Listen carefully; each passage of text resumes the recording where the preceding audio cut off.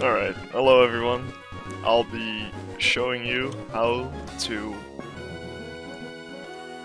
have a little easier time playing Pokémon Emerald Rogue.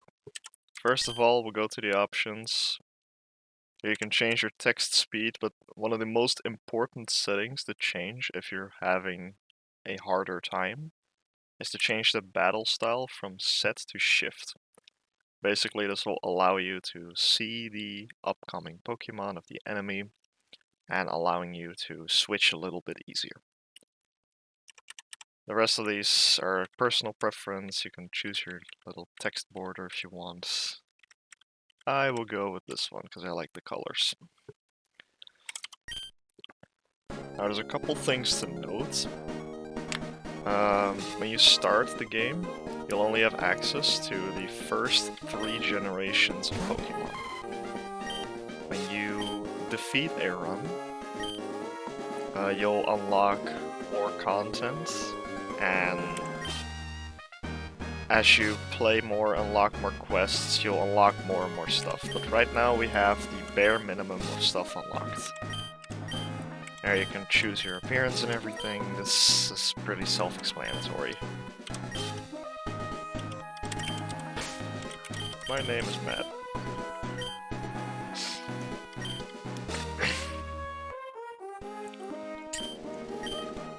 Go through the lab, we'll get a little explanation on how the game works.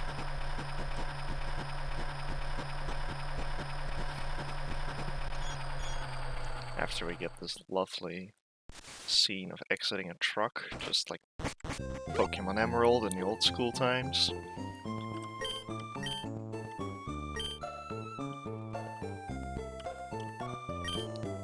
There you get a little bit of information on how to install the game. And if you want guides or anything, you can always join the official Discord at the link. But you can probably find it on the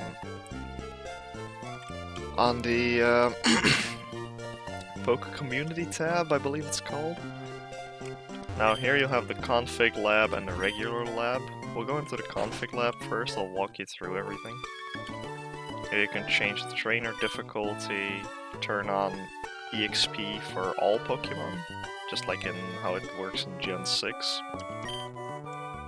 You can allow over-leveling. It's not like a lot of levels, it's pretty stiff, it doesn't go very far, but you'll get a couple of levels out of it, so don't worry too much. Item rates, you can make items spawn easier. Legendary encounters. Usually, on average, you'll be able to encounter just about every legendary. You'll encounter a couple of them. On easy, you'll encounter more of them. And I believe you find the stronger ones a bit earlier. And on the hard difficulty, you'll encounter very little legendaries, and the powerful ones you will never find. Then you can turn EVs on or off. EVs work in a way that if you have a nature, the stats with that the nature boosts will get 6 EVs, and the nature that the stat that gets lowered by the nature will get no EVs. So you can kind of balance out your EVs that way. Backwipe, pretty self-explanatory. Just start with the bare minimum. Here you can play on seeded mode.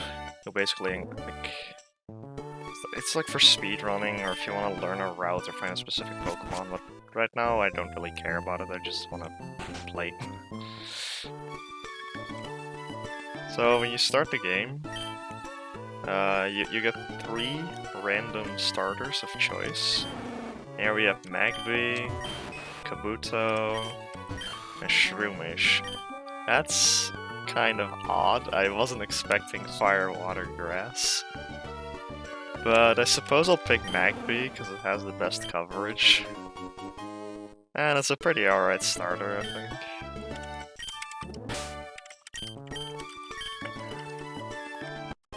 The starter you pick doesn't really matter. You can find plenty of other Pokemon through playing the game. Yeah, I suppose we could go through how adventures work. Like the routes will be random, the Pokemon and trainers you encounter are well, random. And when you finish your adventure, everything that you found in the adventure will be lost. You won't have that again, but you can find it. You can find it in other runs if you want. Like everything that you took into your run of Emerald Rogue, you'll get back. So let's say you took like 20 Ultra Balls because you wanted to catch a cool legendary. Well, the next time you start a run, you'll have those 20 Ultra Balls again. And every Pokemon that you took with you and evolved, learned moves, well, they'll be back to Magby. So if you evolved your Magby into a Magmortar, and you go through the run with your Magmortar, you get Magby back at the next run. And you get rewards for beating a run. Yeah, once you're returned, you find that they've been placed right back into your bag.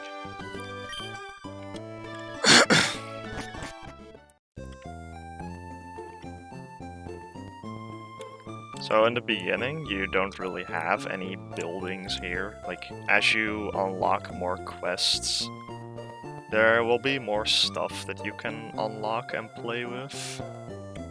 And, well, it's quite a lot that you can unlock. But for now, we have nothing. I just wanted to show, like, how it works. Oh, we got our partner Pokemon, and Scott will give us a quest log. Quest log is a really important item in this game, as well. This game holds a lot of quests with rewards that you can obtain. And once you complete quests, you can go to Scott and get your quest rewards. For now, we only have the singles mode. There's 3 other modes that you can play, which are the doubles mode, the gauntlet mode, and the rainbow mode. On doubles mode, it's pretty self-explanatory. Every battle will be a double battle. On the gauntlet mode, you can take up to 6 Pokemon with you, and then you can battle every boss like one after another. Like, you'll have one little route you go over, and you'll instantly fight every boss after one another. And Rainbow mode will shuffle all of the gym leaders, so Erica could have, like, a bunch of dragon Pokemon, for example. Like, the gym leaders will be literally whatever. But for now, we'll play singles mode. We'll have an average Gloomy route here. Now, I don't exactly remember what Gloomy was, but I believe it was Dark. There's 3 types of routes. You have the calm, average, and tough routes, depicted by either a rock, a tree, or a boulder. An average route means that you can find about 4 Pokemon there. If I press enter, I'll see 4 random question marks, means that there are 4 Pokemon on this route. If I had Rock Smash here, I would have been able to go through here, but I don't have it, so I have to walk around. And on every route, there will be one type that you'll have a higher chance of encountering. On this route, it's Gloomy, so we'll encounter dark types at an increased rate. It's not guaranteed that you'll find a dark type, though. Find a Poketoy. If you have the HM for Surf or a Fishing Rod, you can also surf here to get 2 water encounters. The water encounters are shared through every route and will be the same for the entire run.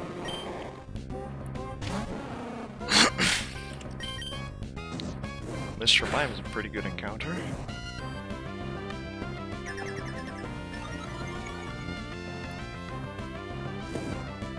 As you can see, we can also press R to use a Pokeball. So if you press the button that you aligned to R, then you can throw a Pokeball without going to the bag main.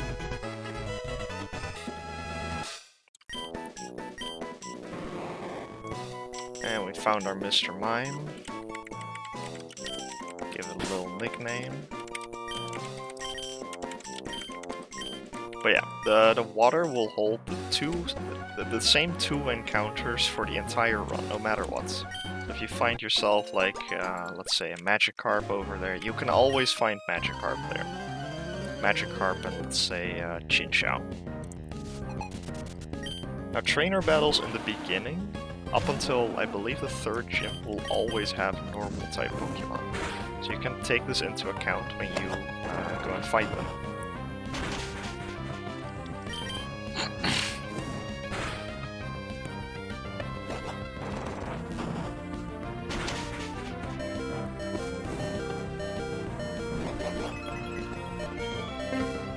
Thankfully Flame Body activated there. I would have been doomed.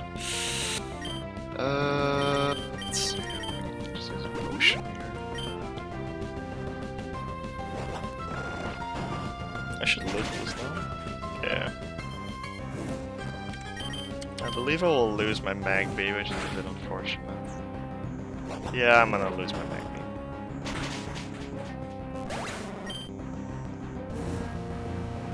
But I believe that Mr. Mime just outspeeds, even at level 2. Oh, it misses. Okay, that's fine. So here we can see what happens when you lose a Pokemon. So when a Pokemon faints in Pokémon Emerald Rogue, it is permanently removed from your party. There's no revives in this game, so you can't really get it back easily. There is a way to get it back, which is through an encounter, which looks like a PC.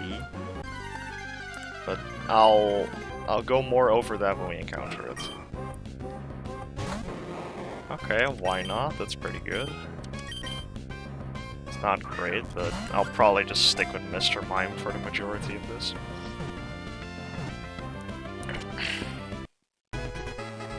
Until we find better Pokemon.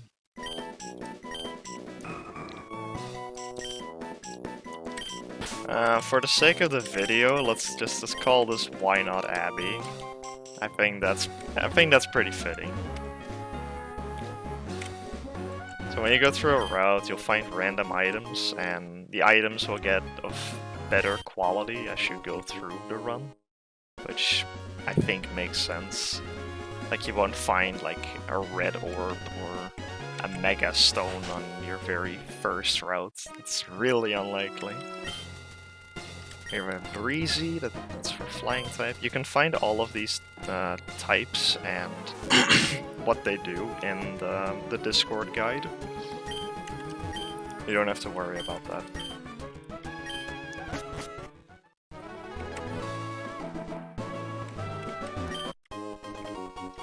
Find a heal powder. Heal ball. Let's see what we can find here. That's a great find. Great addition to my team. So what you typically would want to do is you make a team that consists of an equal amount of physical and special attackers. So you don't run into trouble when you encounter, let's say, a physical wall. You'd want to be able to hit it and KO it easily. So if you have 5 physical attackers and you encounter, let's say, a Skarmory, well, you're probably going to have a bit of trouble KOing that. So if you have 3 special attackers to choose from, you'll have an easier time defeating a physically defensive Pokemon. It's also recommended to have very limited overlapping types. So here you can find a Quillfish. Now, if I had a full team, I probably would not catch this, because I already have a water type, and, well, this will add to my water weakness. Now I have 2 Pokemon that are weak to electric. But for now it's fine, because I'm just filling up my team with Pokemon.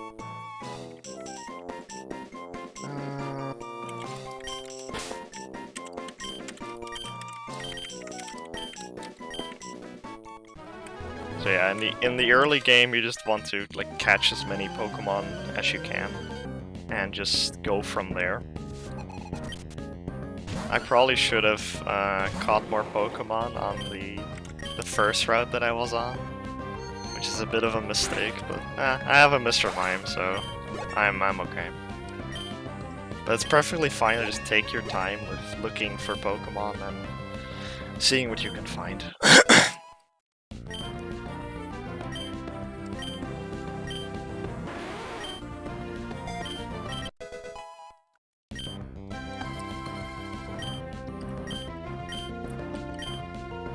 Minimize, I don't really want minimize. I believe I have water gun already.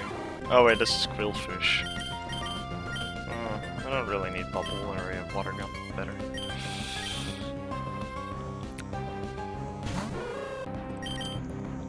So for every like set of routes, there is a level cap. The level cap is pretty much the level of like the gym leader that you'll encounter. It will start at level 15 and go up by 10 every time you defeat a gym. Up until the Elite 4, where it will increase by only 3.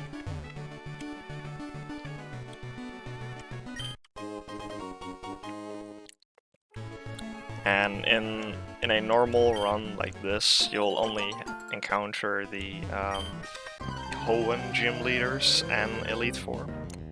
But as you unlock more content, you'll be able to you'll be able to fight the other gym leaders and Elite Fours from Gens 1 to 3.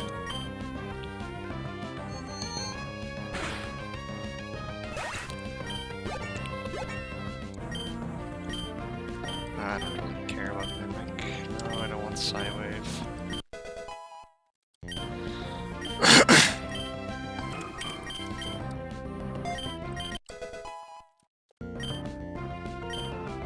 Safeguard, I mean, sure.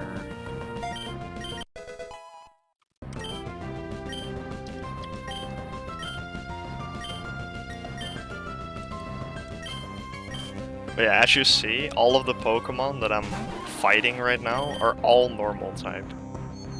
Later on in your run, you'll encounter trainers that have different type Pokemon. But to make it a bit easier on the beginning, they're all normal type. Would you look at that, Abby evolved.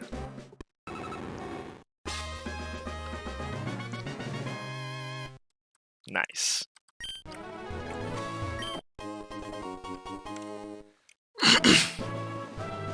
So as you go through a run, you'll find like a big number of items.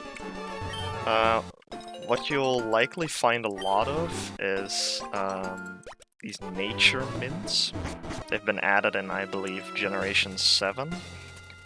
They can change the nature of a Pokemon. What I usually do is I keep some of them, not all, and I sell a lot of them because they're worth a lot of money. So an efficient way to have like a lot of money is to go into the tough routes. The tough routes hold more items, but also more trainers. And then hoard all of the items, and then sell them for big money. So here we have a couple options. We can go to the Battle Prep, which essentially is like a health item, evolution item, and move tutor vendor. Or you have the Mart, which holds healing items, Pokeballs, and TMs. I'll go through the battle prep to show you that. So here you have Professor Birch. Professor Birch can tell you how Pokemon would evolve in case you don't know. Let's say I don't know how to evolve Shelder. And then it will say Shelly has access to 1 evolution, use a Water Stone. So if you're ever stuck on a run and you don't know how to evolve a Pokemon, talk to Professor Birch, he'll help you right out. Sadly, they don't sell Water Stones. As you go through a run, they'll sell more and more items, but for now it's pretty barren. They don't really sell very much.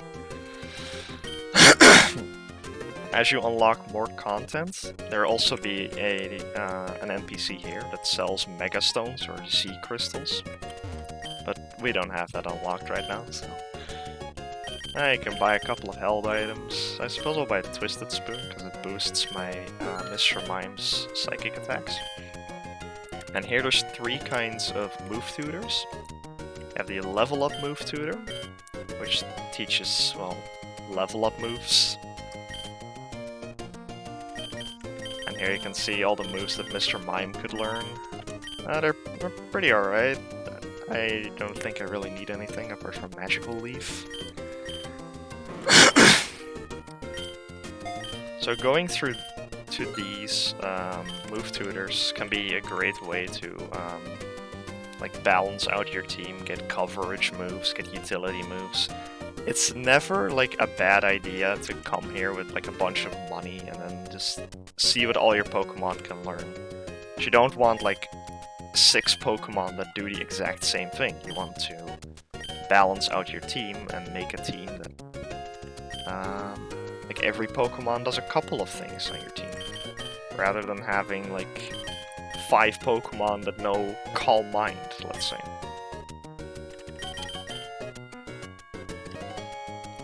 But for now I don't really have any money, so I don't really have anything I could do here. Apart from buying the Mystic Water.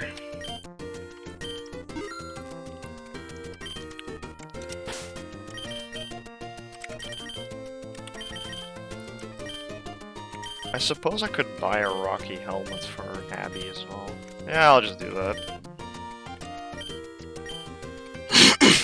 So since you're pretty likely to find like heal powder or any full heal item, and you're not likely to get frozen, you can just sell these. They don't really do much. And if you're stuck on money, you can also just sell like a couple of Pokeballs.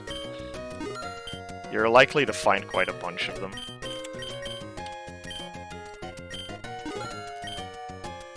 I'm sorry if this is a bit slow, but I just want to go through this like as thorough as possible to explain everything. So you'll have a better understanding of what to do. And I just pressed fresh water on Abby twice. Stay hydrated, fellas. I already encountered a mighty trainer. And we're faced with 2 NPCs and a little statue here. This NPC will just get you to the level cap. She'll also explain the level cap to you, which is 15 right now. Now, I don't need it right now, but I'll just show you what the battle is like. So, you'll battle a Chansey. It's always a Chansey at a very low level, which makes it very easy to get to the level cap. The Chansey could know like Pounce, does about 2 damage. It's really weak and makes it really easy to get your Pokemon to the level cap. Now, one thing to note is that since EVs are on, this trainer will give you EVs. And if we go to the summary of Pokemon, if you press A on this menu, you can see the IVs, or individual values, and the EVs of my Pokemon.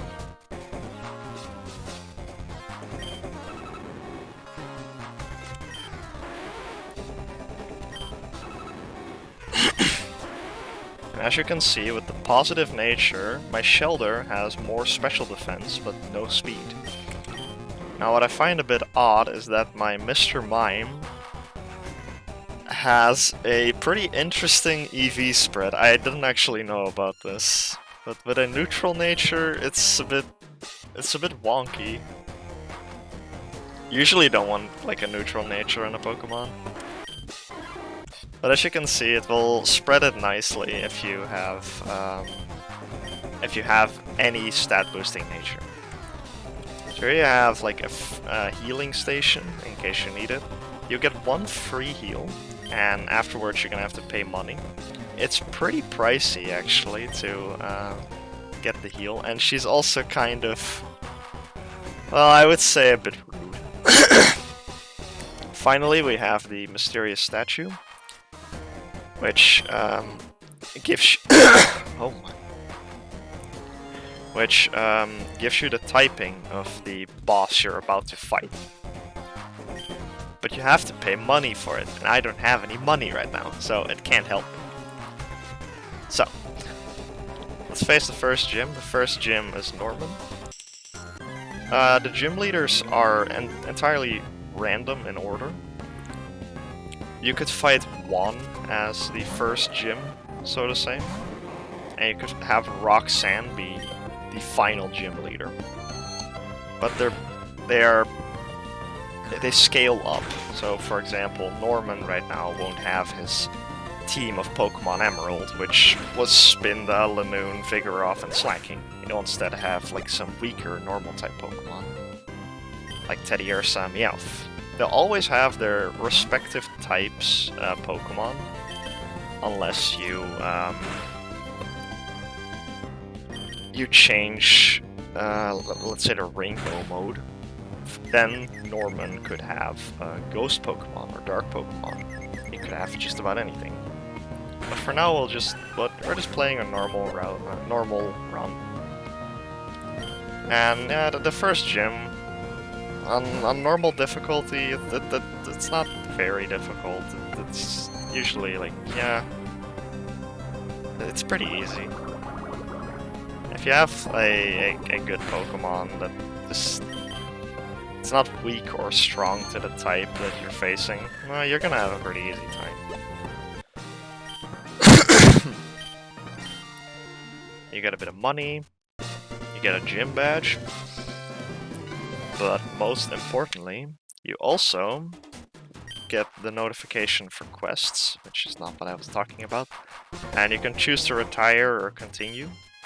And I would like to continue, and you'll get an HM. HMs are completely permanent, you always keep them. If you exit a run and you've gotten cut, you'll always keep cut. And then you're sent to the next route. There you have the trees. The trees are calm routes.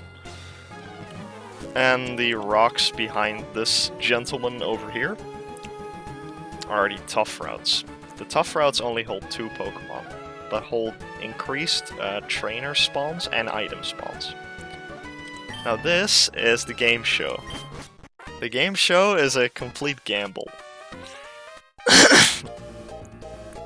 You can mess up your run really badly, or get a lot of money and maybe even some rare items.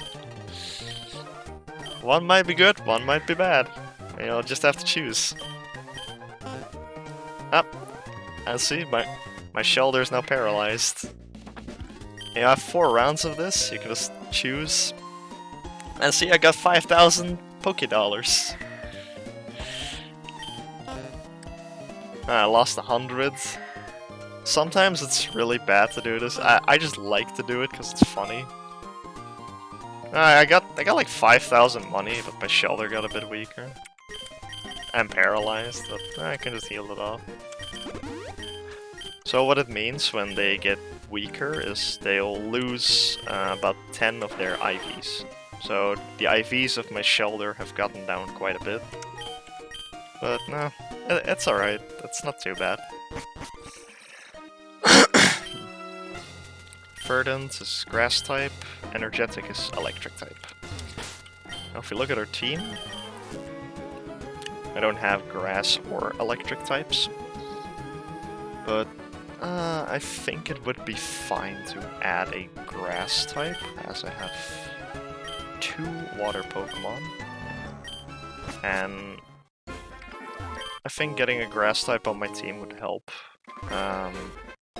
against grass and electric weakness.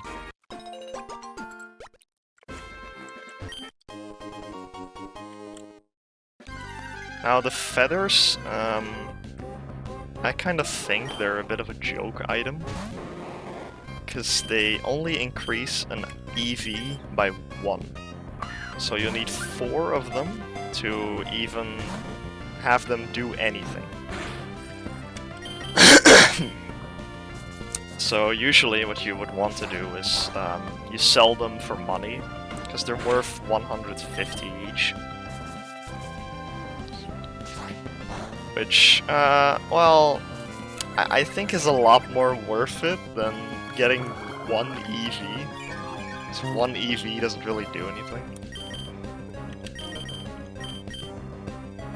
And Bulbasaur is actually a great encounter. I mean, I already have a poison type, but having Bulbasaur is really good. I just hope I can catch it.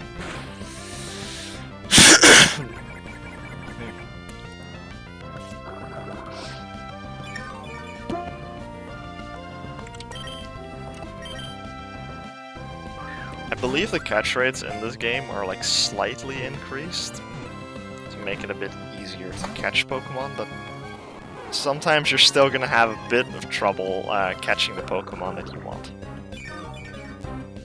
Especially with this Bulbasaur over here. I don't really have anything to really...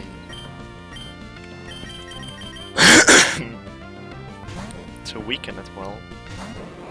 I could use Mr. Mime with Copycats, maybe that would work. Use Tackle on it. That kinda does something.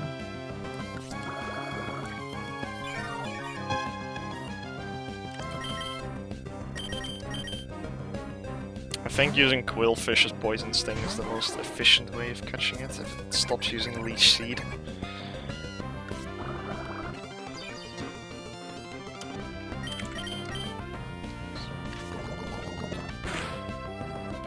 Okay, I'll speed up this part a bit.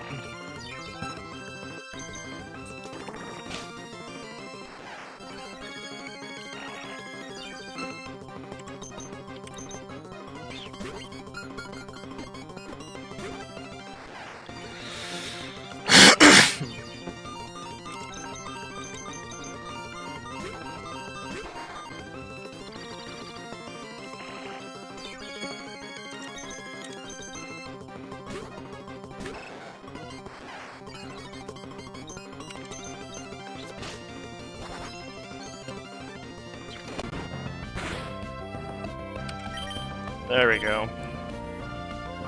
Thank you, Abby.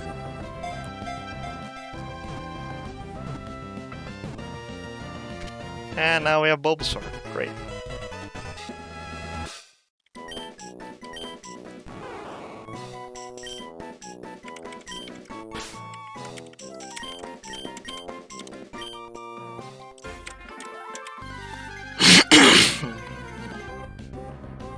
Ooh.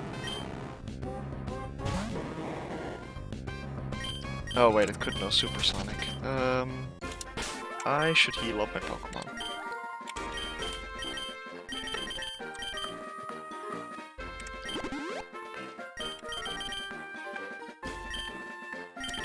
So, regular potions.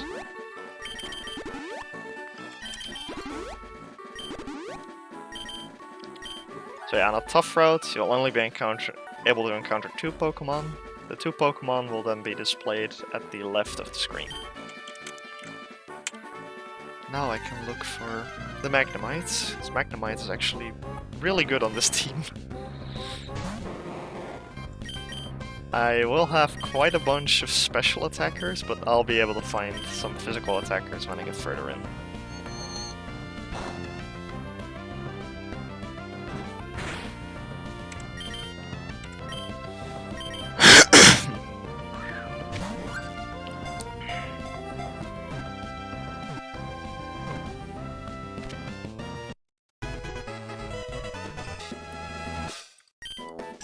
And now, sadly, I won't be able to get Magnezone, because Gen 4 and above I don't have unlocked yet.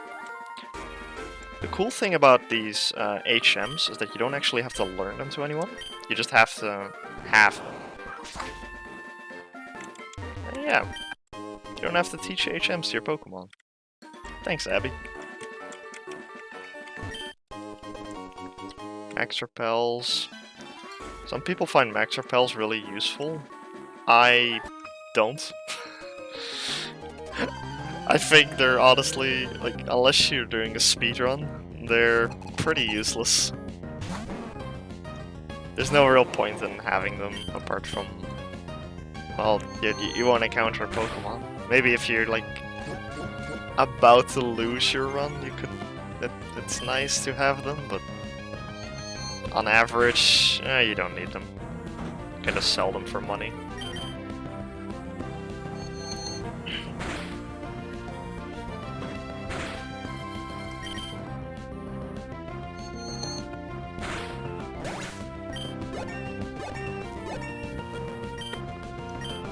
Encore, sure.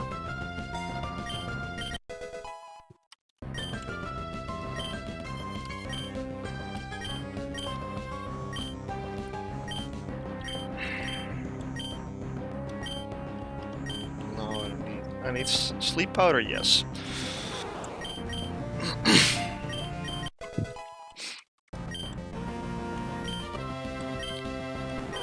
So most of the Pokemon in this game have their move set from Ultra Sun and Ultra Moon. But there's move tutors for Gen 8, if I'm saying it correctly. So it's a bit confusing, but there is like in the Discord, there is like a whole guide on like how to use most of the Pokemon. I've been working on like infographics to help people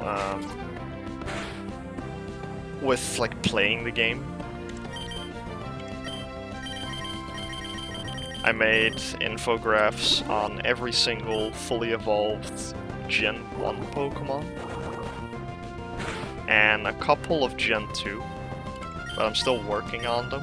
So give me a bit. I'll have Gen 2 up before you know it.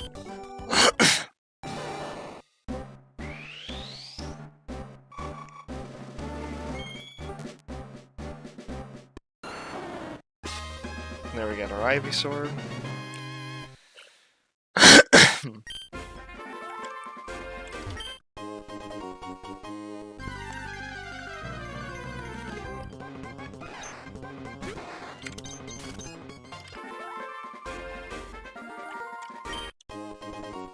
Antidotes. Oh, one cool thing that you couldn't do here. You can actually walk underneath this bridge. I'm pretty sure it's a bug, but I just find it kind of cool that, like, if you want to go from here to here, you can just walk underneath the bridge. I have a little bit of easier time from getting to one place to another.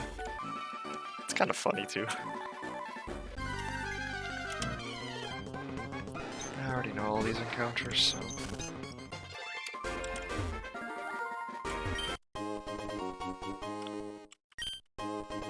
Well, so far not much luck with the items.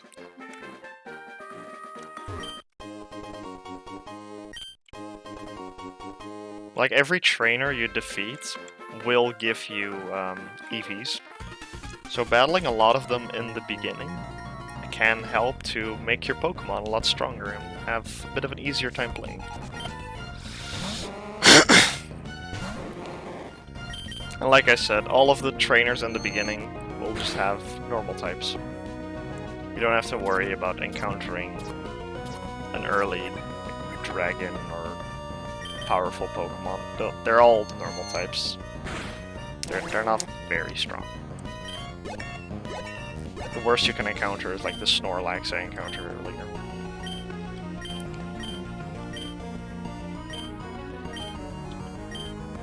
Toxic spikes. Entry hazards in this game are pretty good.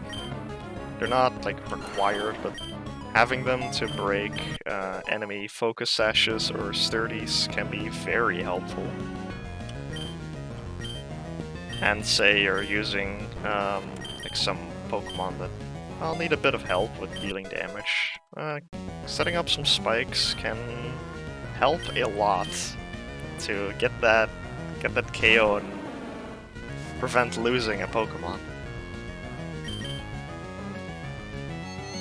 But for now I'm just using Mr. Mime because, well, Mr. Mime is my strongest Pokemon.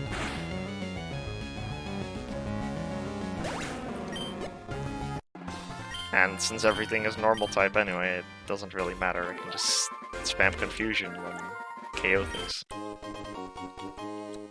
I do have to keep Mr. Mime healthy though.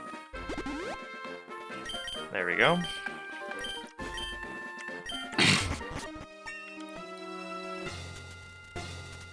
So if I just completed a quest, you can go to the quest log. This is the quest log. Here you can see like new quests that I've unlocked, like Can't Stop, To Adventure, Batch 2, 3, 4, 5. Like these are all of the quests I have unlocked. And you can read the description, you can see what the reward is, and if you like want to put a quest like I really want to beat this one, you can press A on it and you can pin it. And go to the pinned, and then you'll see like, okay, defeat the first 4 gym leaders, I'll get 2 rare candies and 2,500 money. You can also see inactive quests. Inactive quests, like they'll appear here when you either do not meet a criteria. For example, the care tactics, defeat 4 gym leaders without your partner Pokemon fainting. My partner fainted, so I can no longer complete this quest on this run, but I can complete it on the next one. And you can also find like your completed quests. And pending rewards means that if you stop playing now and go back to the hub, either by whiting out, retiring, or winning your run, you can talk to Scott and get your rewards. So this is the Poké Mart. Resembles like the Mart from Slateport City. In the general shop you can buy like healing items and repels. I think we'll actually do some selling of items. The feathers, they're all worth like 150. I'll speed it up a bit because well, it will take a bit of time. As you can see, I made quite a bit of money by just selling like repels and feathers. You'll just get a bunch of extra cash, which is really nice to have. There you can buy like Pokeballs. Now, all of these shops will increase with quality as you continue playing. So, for now I could only buy like Pokeballs, Great Balls, and Heal Balls. But as I get further in, I can buy Ultra Balls, Dusk Balls, maybe, if I get really far, even a Master Ball. But Master Balls are really pricey. And here you can find all the TMs that are available in the TM shop. The TM shop also increases in quality and amount. As you get further in, you can buy more and more TMs, and eventually you can buy every single TM. For now, I just need the Calm Mind TM. And this is the Name Raider. I don't really need the Name Raider right now. I already have all my Pokemon with the name I want.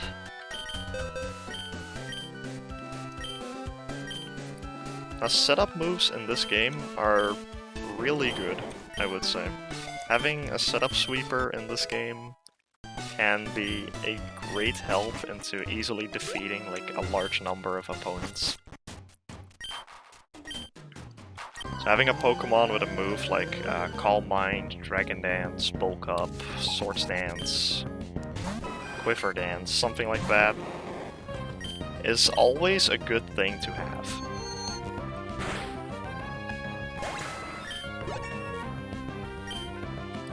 Light Screen. Not really. I'm mostly using Mr. Mime as a setup sweeper right now, not the utility. But I could use it as utility if I wanted to.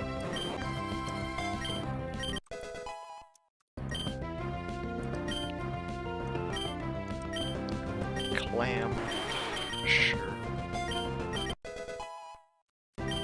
Probably going to use Shelter as a physical attacker. I don't want stockpile. No. Mirror Shot's not very good, but I'll take it.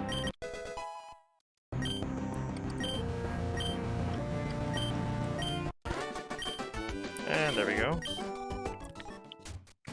So yeah, what I was saying, like, most Pokemon can fulfill, like, at least one role, and some of them can fill a bunch of roles. For example, Mr. Mime. There's a bunch of roles you could fill. It could be like a Pokemon that sets up Reflect and Light Screen for your team. That could be a Pokemon that passes Calm Mind and, let's say, Substitute to another Pokemon with the use of Baton Pass. And I could just use it as a Calm Mind sweeper. So that's a thing to think about, like, what do you want, like, on your team, and how would you want to use the Pokemon? There's more than one way to use just about every Pokemon, if you're creative enough.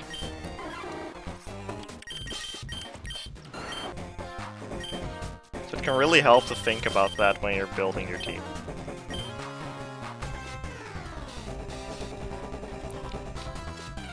Oh, good lead.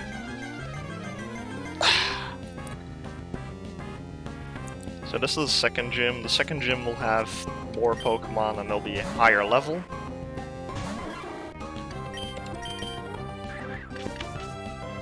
Gonna set up some spikes to break potential sturdies and do some more damage. Okay, I can tank all of these. I can set up more spikes.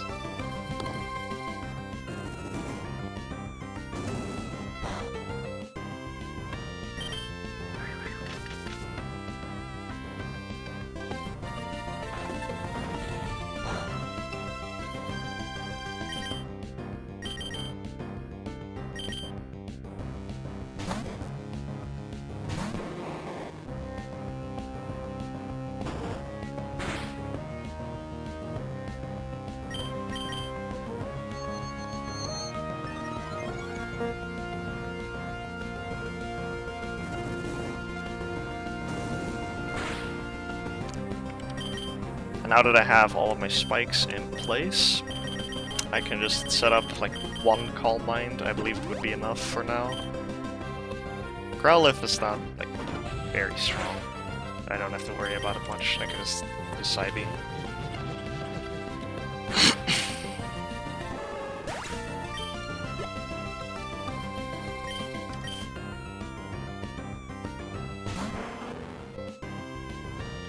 And because I set up so many spikes, I'll have an easier time KOing all these Pokemon.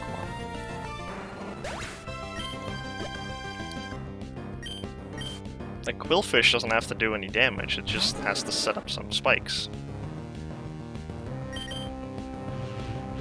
Not every Pokemon just has to deal damage. The number of roles that every Pokemon can fill on your team. As long as you have like a couple of Pokemon that can do some damage, that's fine.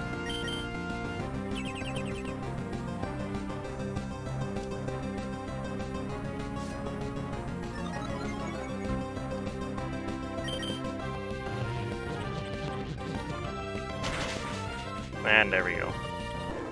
Usually the second gym isn't very bad either.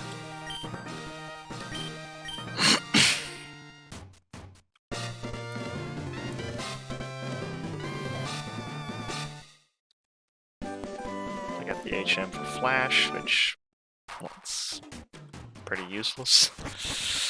Get the quest for Gym 2. A gloomy route, we have a rugged route, and we have a breezy. And then down here we have a course route. I could use a ground type on my team. Yep, I think I'll go for the ground type. Number of ground types that I would really like to have.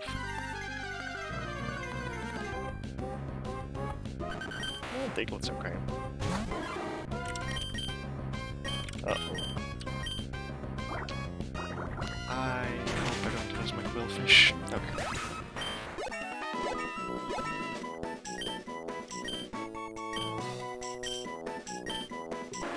Sure.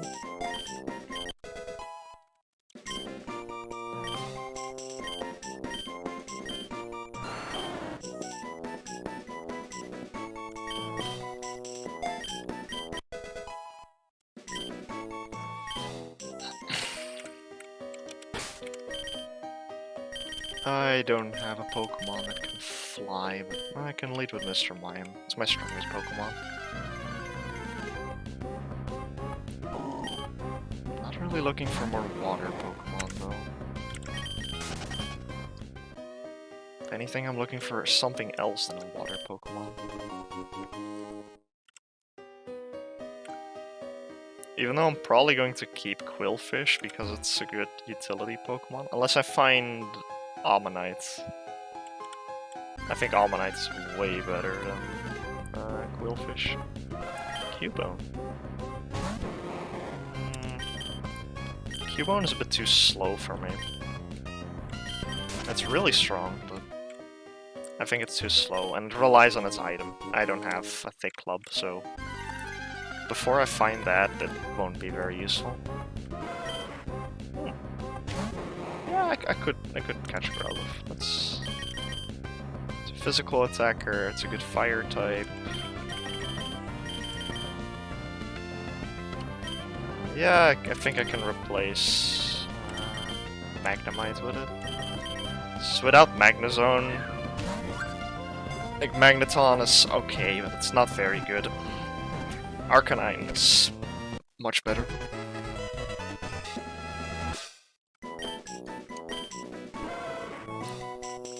Now, when you have 6 Pokemon, you'll get brought to this screen, and you can select one of your 6 Pokemon to release. Now I want to release my Magnemites, and then I will get replaced by Growlithe.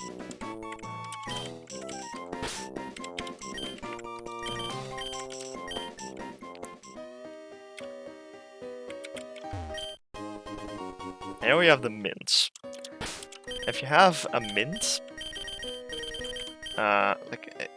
the mint will also say what the nature will do.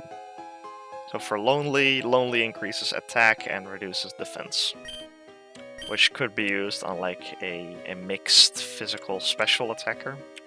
Like say you have a Pokemon that you would want to use a move like Overheat on.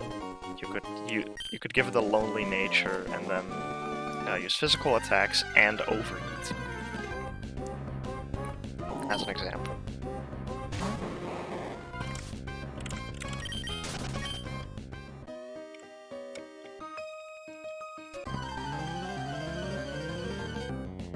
That's something to think about when you're building your team.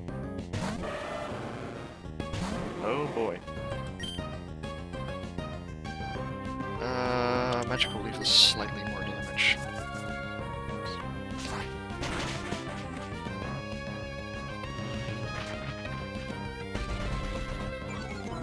Like some Pokemon will have just their level up movesets, and other Pokemon will have like more competitively crafted movesets. It mostly depends on difficulty, but overall, like if you're playing on hard, you can expect most Pokemon to just have like their better movesets.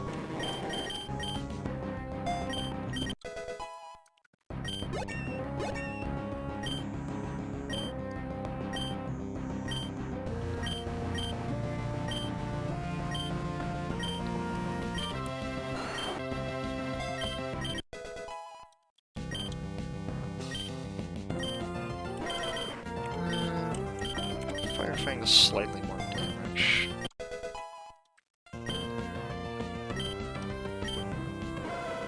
Take down, sure.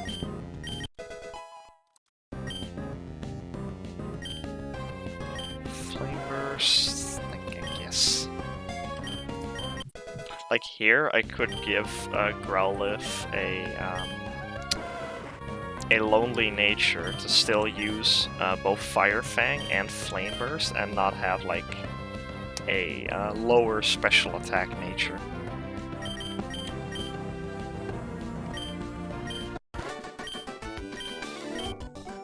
And it's good to defeat, like, if you know the sprites of the trainers, you can recognize the trainers that give you more money. Usually the sprite is aligned with a trainer type. Like this specific sprite is linked to the rich female trainer, which gives you a lot of money.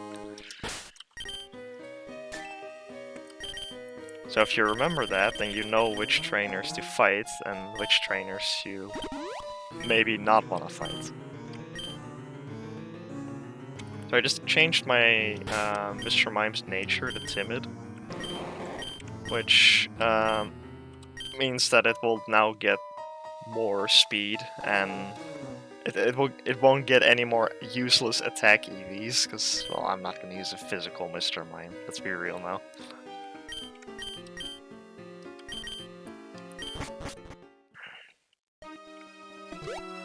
And here we can go back to the Mart. Let's see what they have for TMs. Dragon Claw, Bolka, Solar Beam, Fire Beam. I think I'll actually grab Solar Beam for Ivysaur. And the rest of this is... I could grab Fire Blast. And now I can just sell a bunch of these, because I'm not really gonna use X accuracy, I'm not a fan. I think I can give the Lonely Mint to my Growlithe. I just got an achievement, or a quest, but I didn't see which one. I can go to complete. Spend at least 20,000 Pokédollars in a single visit to any rest stop. But I didn't. I spent 9,000. Nah.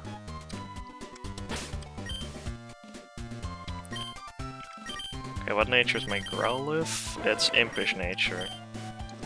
So Impish is good, but I want to use Fire Blast, so I'll change it to Lonely, so Fire Blast will deal a bit more damage.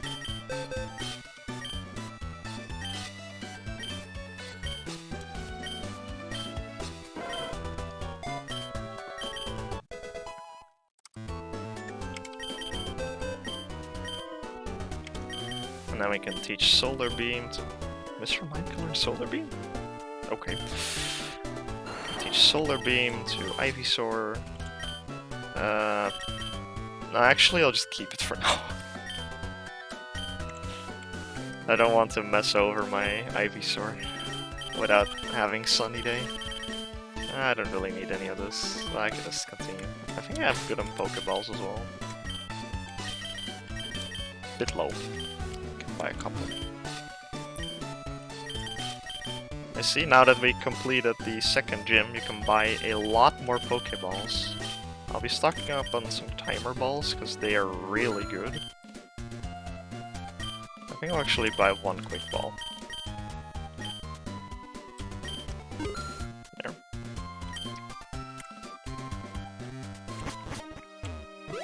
On to the third gym. This will have the level cap of 35. Now, if you prefer to go fast through these types of runs, you can ignore most of the trainers and just battle this trainer, and then just get up to the level cap. You won't really get any items or anything, but yeah, that's fast. So if you're going for like a personal best or something, then that's pretty good to do.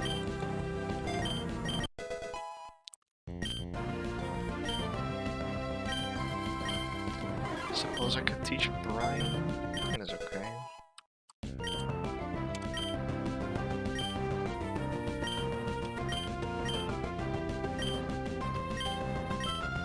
Already have Fire Blast, so I don't need Flamethrower. Now we'll get Venusaur. I still have to find like a good Steel type or Dragon type. I haven't found either. But I don't want to get rid of Abby because, well, that's a bit sad. Ooh, Pedal Dance. That's a really good move.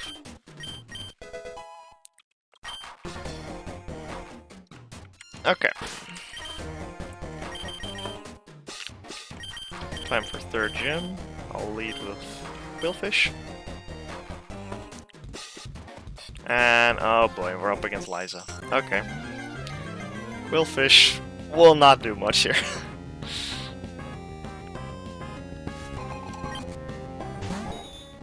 As a Chimecho, I think I'll actually just go with Abby here.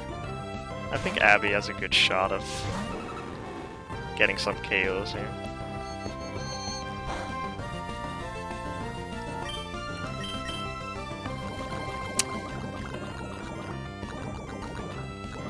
And of course it uses Toxic. Okay. I can use Safeguard. Oh, I should have used Safeguard on the first turn.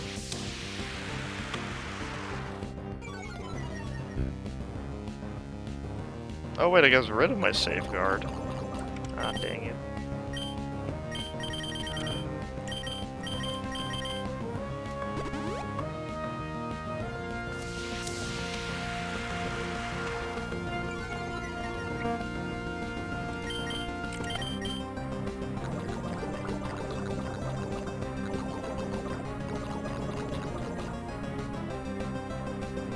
It's not really going anywhere. I think I'll just switch into Mr. Mime, set up a substitute. I don't think Psychic should do that much. Ah, does 15, that's fine. Substitute has 22 HP. And there we go, now I can set up some Calm Minds.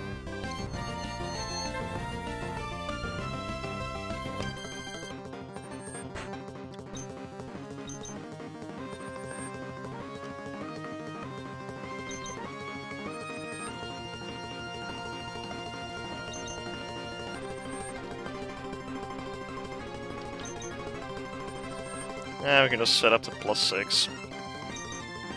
I don't know why it's continuously using Defog, but...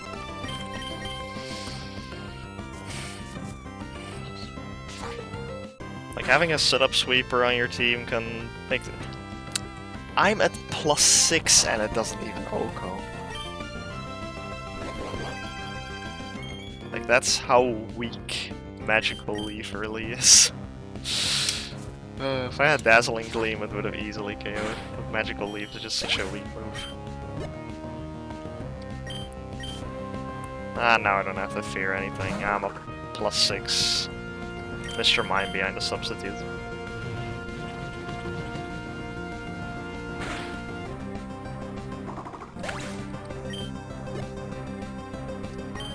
Oh, wait, yeah.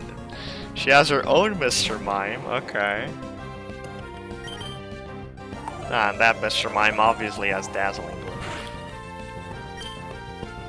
But my substitute for some reason is still standing.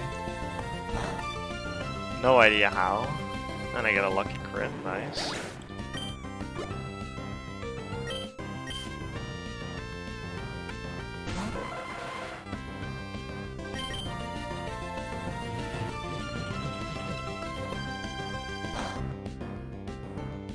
And that is the third gym done.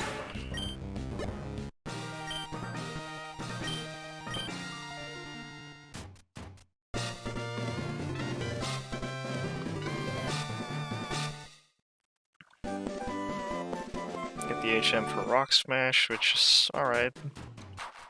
Good for traversing. Now here we have a couple of new things that we haven't seen before. Over here we have the Strong Trainer.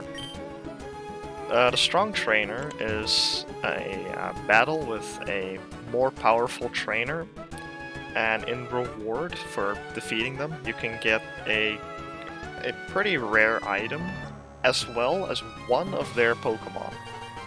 You got a selection from 2 of them, and usually they're not legendaries. They tend to be a bit stingy with those, but you can get a pretty good Pokemon from that. And over here we have the little dinosaur statue, which told us the typing of the gym battle. In the overworld, though, it is a legendary Pokemon encounter. So let's see what that is.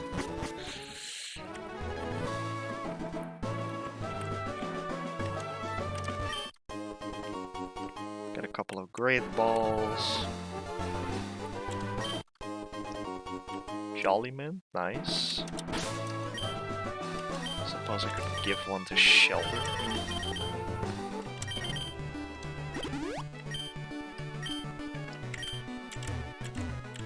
And now that we have Cut, we can go through here.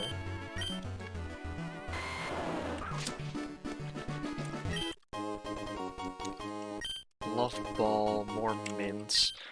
Like, as you get later into your run, you'll find more and more, like, mints and evolution items. And like I said before, you can hoard them and then sell them for money at a shop. Because, well, you're not likely to just walk around with like 30 mints in your inventory and be like, ah, yes, my bag smells nice now. You want to get rid of those. Else your bag's just gonna smell weird. You don't want that. My bag's starting to smell a little funky. It smells like money. Find a couple berries. Now there's a ton of berries that you can find and use, and I just completed a quest apparently. Which is collect 10 different types of berries while on an adventure. Which unlocks you a hub upgrade, which I think is the berry farm. In the hub you can plant berries if you have it unlocked. And those can be used for, well, whatever you want to use them for. And you don't have to give them any water, you just plant them and they will grow as you do your run. I don't exactly know how long it takes, but like usually when you come back from your run, your berries will have been, your berries will have grown. Do I want an Eevee on my team? I think I do. Yeah. I think having an Umbreon on my team would be pretty good.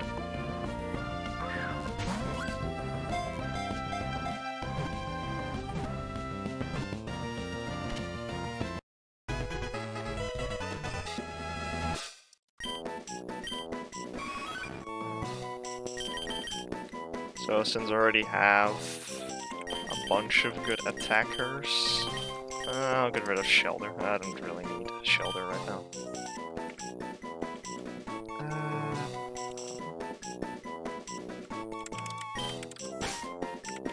Call you Donut.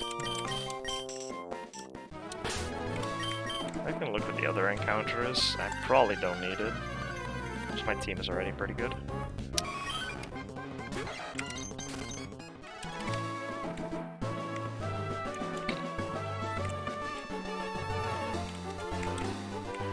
Would be nice if it actually shows up.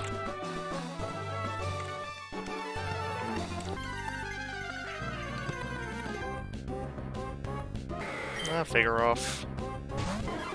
It's okay, but I don't need it.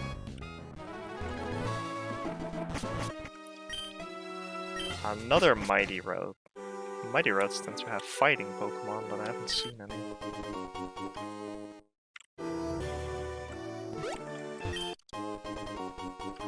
Lonely Mints.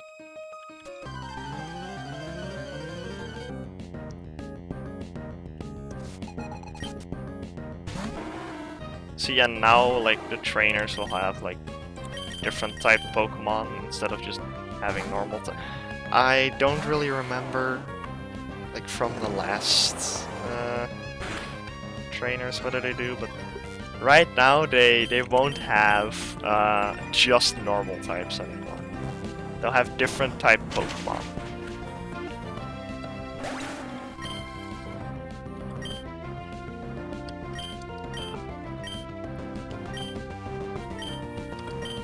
That pass. Yes, please.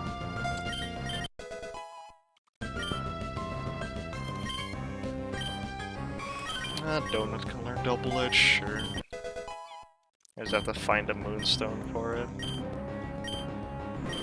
Trick.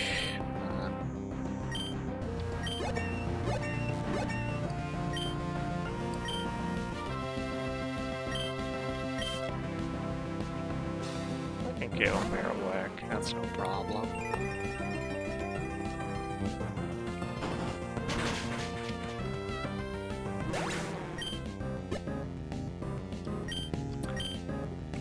Metang, I can swap to my Growlithe and use Fire Blast.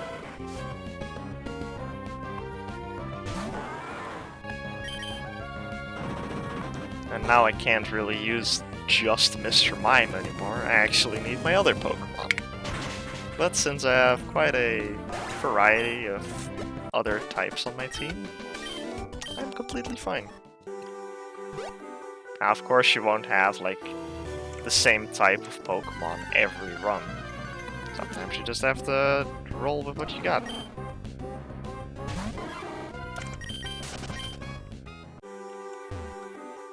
Be creative with it.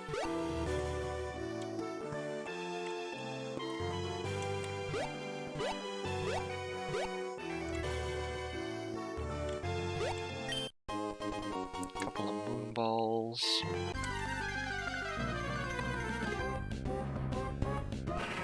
Soul Rock. Nah. I already have 2 Psychic types on my team. I'm keeping one for fun. I want to see how long I can keep Abby on my team. I think she brings good luck. Now this is a powerful Pokemon. Since I'm playing on Gens 1 to 3, it can be any legendary from the Kanto to Hoenn region. And I think we got pretty lucky here. I think this is Groudon. Which I'm pretty stoked for.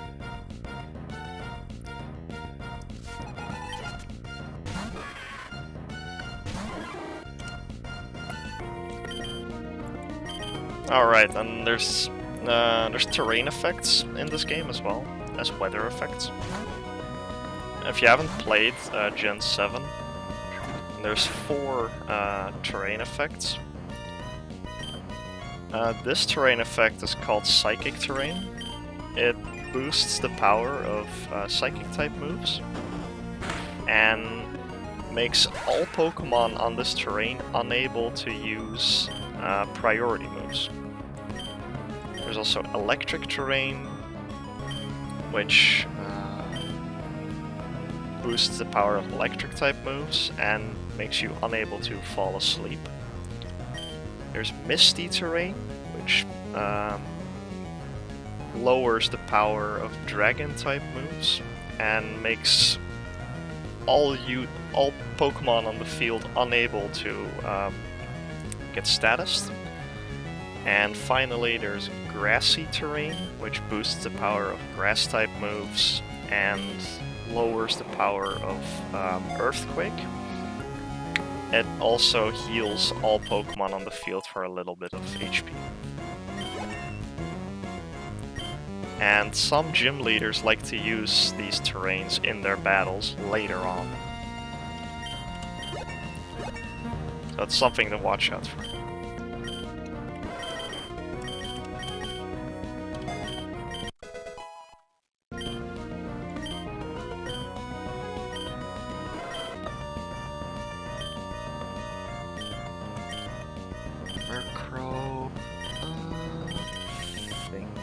Growlithe can deal with that. I think a Fire Blast should do it.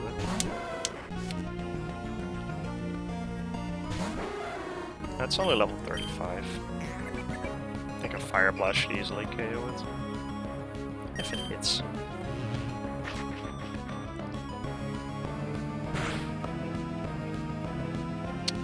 can you just hit your Fire Blast, please? I spent 6,000 money on it. Thank you.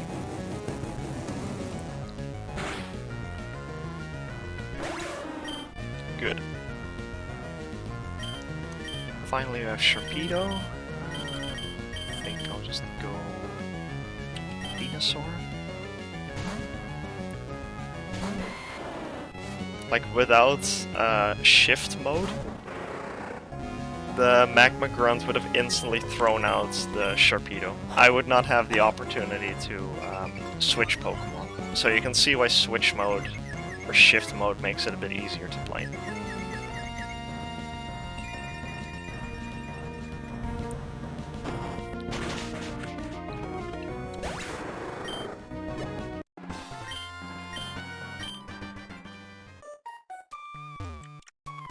Yeah.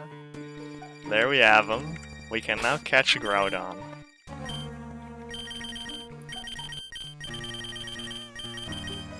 I need to find some healing items.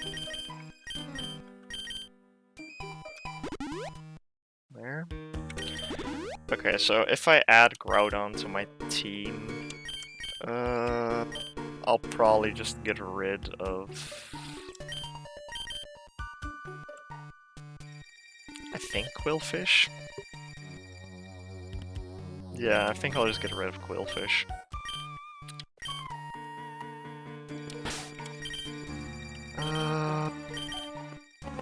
Oh boy, what do I even think? Venusaur?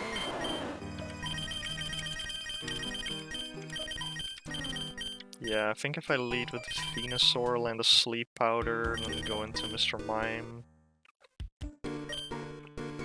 I don't have Intimidate, do I? No, I don't. Oh, I'd have Charm. Oh, that could help. Use Sleep Powder, switch in a Donut, and use Charm. That's the plan.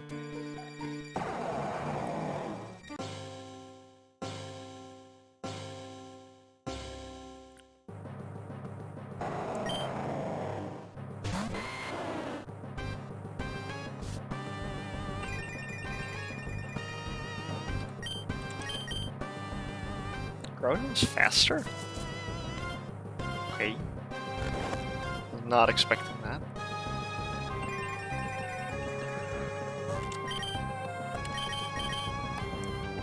If I lose Donut, it's like okay.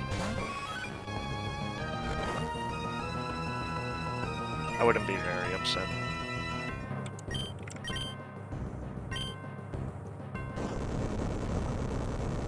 Maybe I can live one Earthquake.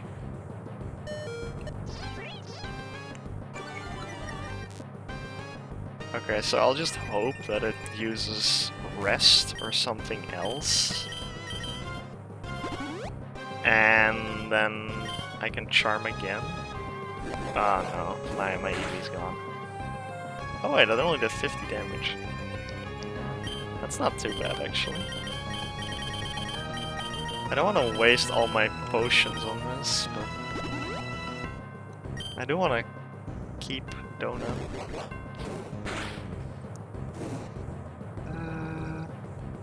Okay, so now the sun is gone. Which means that Lava Plume will do a lot less damage. I can probably just Heal Powder it off? I don't... No, I can probably not live an Earthquake, can I? I'll just switch into Mr. Mime. And go for Substitute.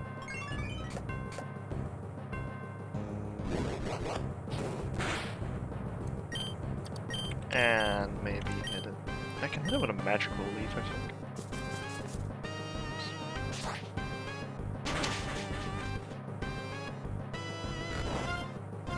Okay. I think a Psychic would be okay. Should do like about half. Okay, it does way more damage than I thought it would do. Oh wait, because the Psychic Terrain. Because the Psychic Terrain does way more damage. I'll use a heavy ball. Groudon is, I think, the heaviest Pokemon in the game. And there we go. We just added a Groudon to our team.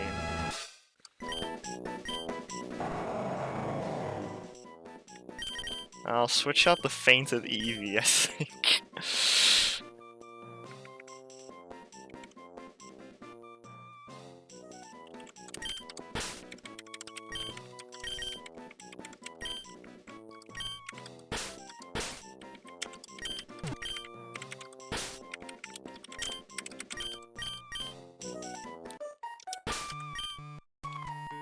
Now that's an addition to my team. Now we have a real powerhouse. Alright. That's a great find. Catching legendaries can be a bit risky, but it's usually really worth the reward. And now I actually have a Pokemon that sets up the sun for my Venusaur. Even though I'll probably just use Groudon, because it's Groudon. It's way stronger.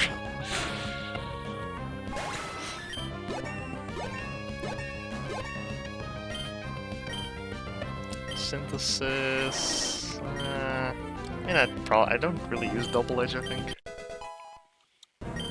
Until I get Sludge Bomb, it's alright. Groudon will learn Precipice Blade, so I can get rid of Earth Power. I don't want roleplay. Aqua Tail. Yeah, sure. I don't think I'll use... I use Quillfish very much anymore. Flare Blitz, there we go.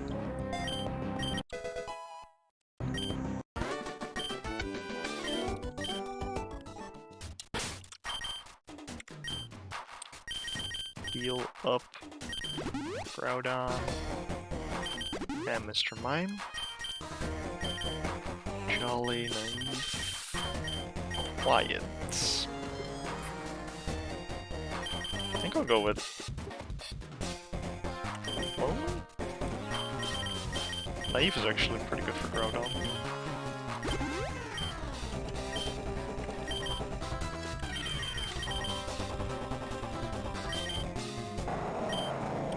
Yeah.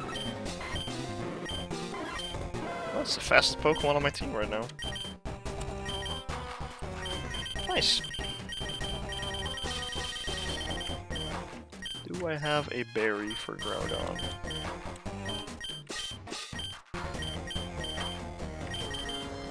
Give you this berry. Let's see what type we're up against. Fighting type. I think leading with Mr. Mime is definitely better.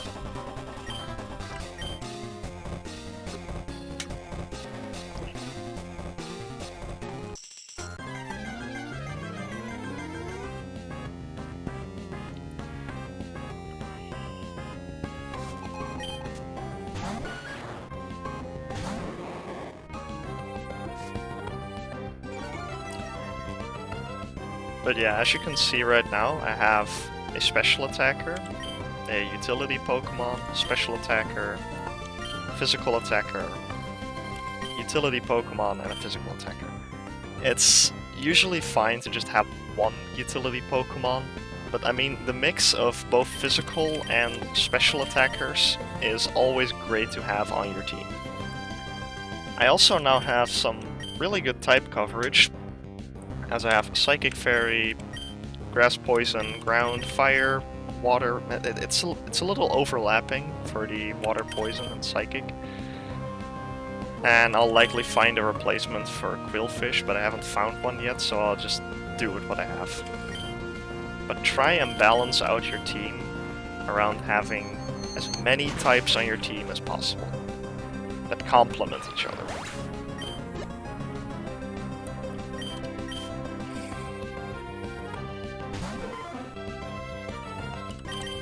As you can see, like going into battle knowing I'm up against fighting types, I right now have a great advantage because I paid a little bit of money.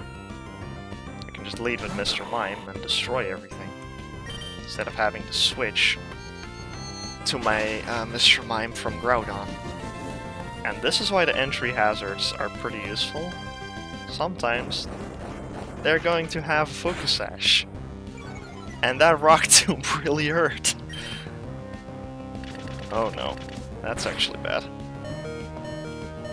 And see, this is what I mean. Entry hazards can make a huge difference. But it's okay. We have Groudon.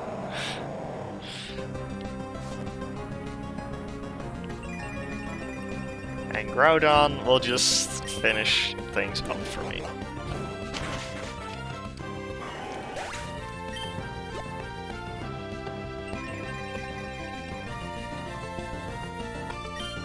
Hitmonlee, no problem.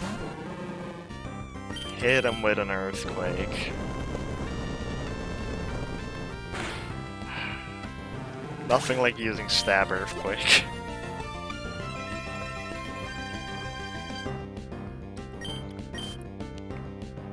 I think we'll actually hit Ariane with a Precipice Blades. Bah! Knock off. Even with an item that did no damage.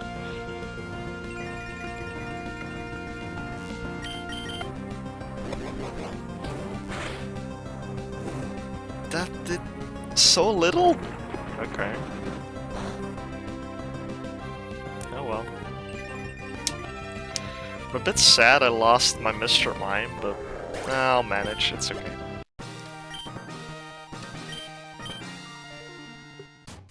It was like my strongest Pokemon before I found Groudon. Get rid of those Focus Sashes. It can cost you a Pokemon if you play poorly. Oh, I played pretty poorly there. I won't lie.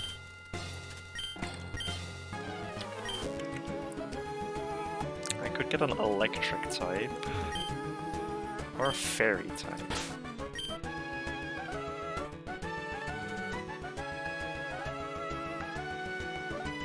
I don't really have a need for a Fairy type. I think if I can find a good Electric type. Flying type could be okay. Yeah, I think I'll go for Flying type actually. On the chance that I can find like a Gyarados.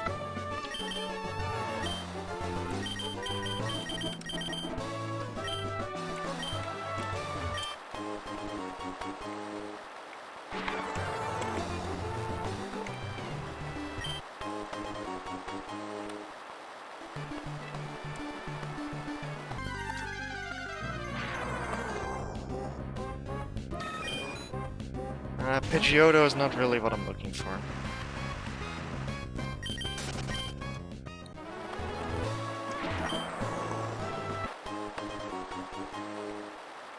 Outside of, like, Mega, Pidgeot is very mediocre.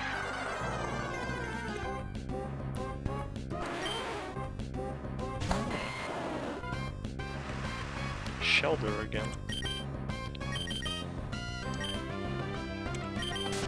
I think I'll just keep looking until I maybe find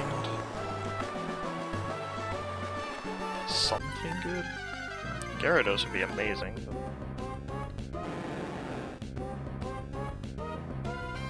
Thanks, game.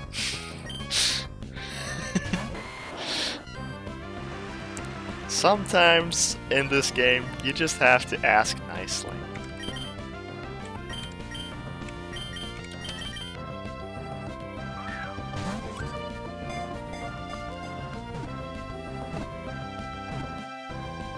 And there we go. Just caught one of the best Pokemon in the game.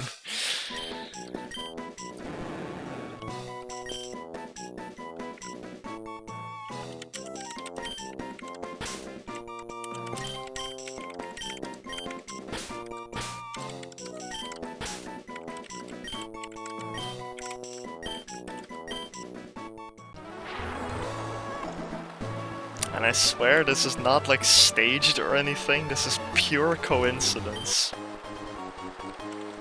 Trust me. I actually have no idea how to like stage this or anything. I'm not that smart. I'm just lucky.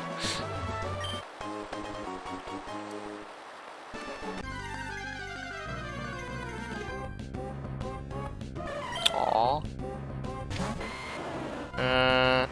No, I don't really... Jump Bluff is really cute, but I don't really have a use for it right now. I already have a better grass type. And I have a flying type already. That's what you should really think about when you find like a Pokemon you like or would want to use. Like, is it a good addition to my team? Like, is it worth it to add this to my team over other Pokemon that I could find or have already? Like, if I didn't have Venusaur or Gyarados and I found Jump Bluff, I'd be like, yeah, I can add Jump Bluff to my team. That's good. And since I already have Pokemon that either do the same or have similar typing, I wouldn't want to add Jump Bluff to my team.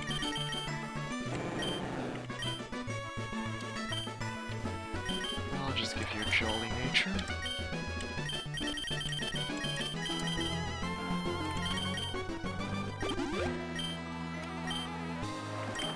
There we go. Ferdin's route, no thank you. Magical routes, sure. And now that I have Rock Smash, I can go through here.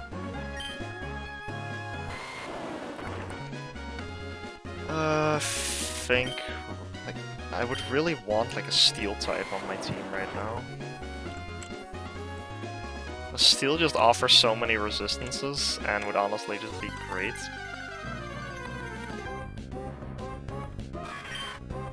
But, well, if I don't have one, that's like alright as well. I just like having Steel types. It's one of my more favored types to have.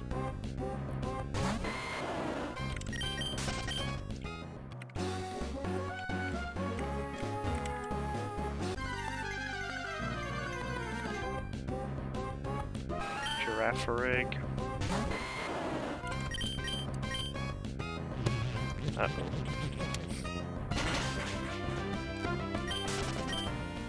Should probably lead with something that's a bit faster. I think Quillfish is fine. If you don't want to risk like a potential KO on one of your Pokemon, it can be better to lead with a stronger or faster Pokemon, so you have less risk of losing one of your Pokemon when you're just looking for a Pokemon in the wild. Well, there's no items here, so I can just look for other encounters. There's still 3 others.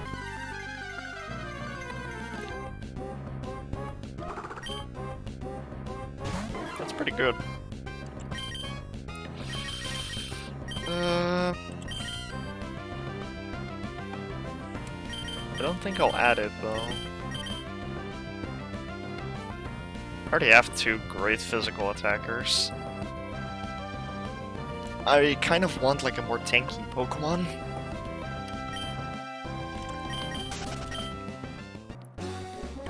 Or a special attacker.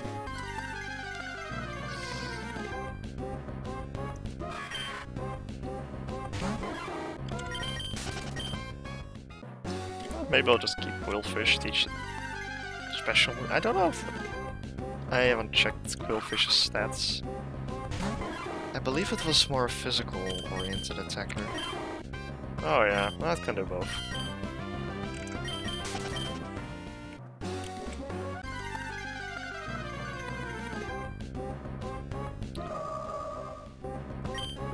That is really good.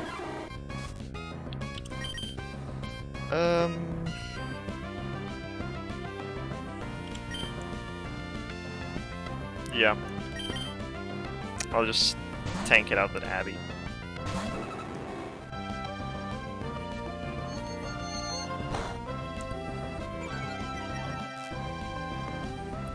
Doesn't do very much. I think I can just mirror codes to weaken it. Oh, that did way too much.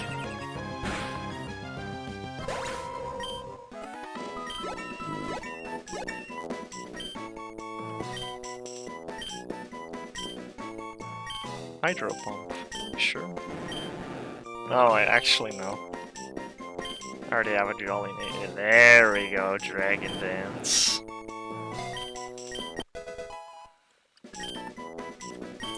There's too many reasons why Gyarados is good.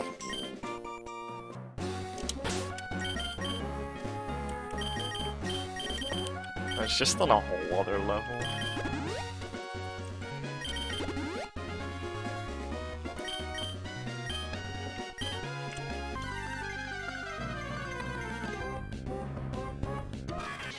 Now we just have to look for the Gardevoir again.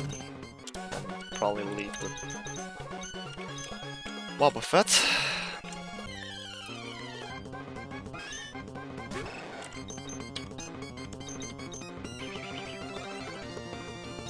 I'm just speeding this up a bit so it's less tedious. There we go. Go for Mirror Coat. I'll go for Mirror Coat. Mirror Coat.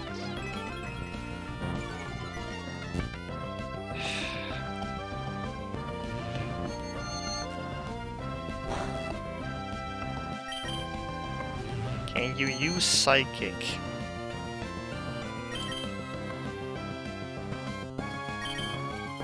There we go. 9 damage? That should... yeah, okay. And now we can just catch the Gardevoir, no problem. I will heal up Abby. I don't want to lose Abby.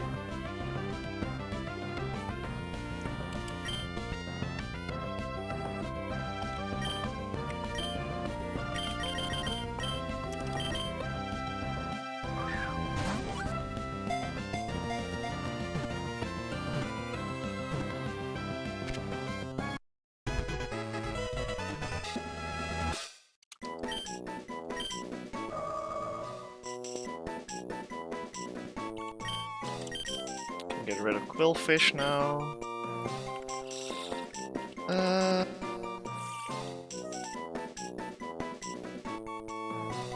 Do we call Gardevoir?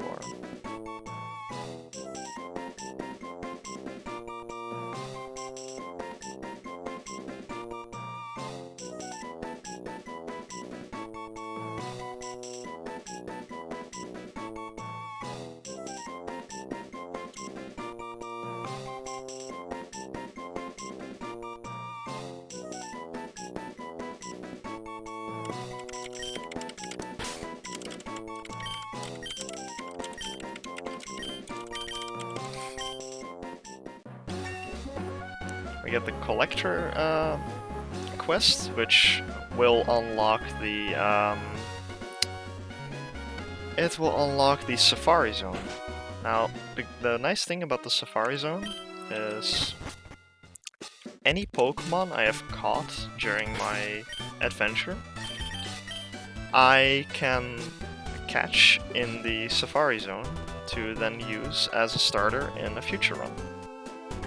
So say I've caught this Venusaur and this Gyarados and this Gardevoir, I can catch Ralts, Bulbasaur, and Magikarp. And once I have 100 Pokemon added to my Pokédex, I can also catch Groudon in the Safari Zone. TM for Earthquake, but I don't have enough money. But it's fine, because I have a lot of stuff to sell.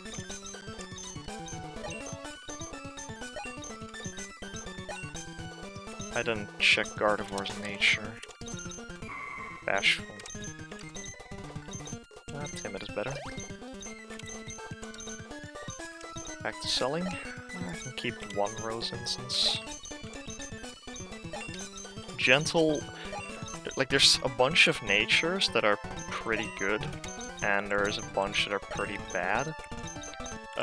Gentle and Lax nature are easily the worst nature to possibly have, because they increase one defense and lower the other. So it's really, like, there's no real reason to use it over, well, any other nature, really. If anything, you're kind of messing yourself up.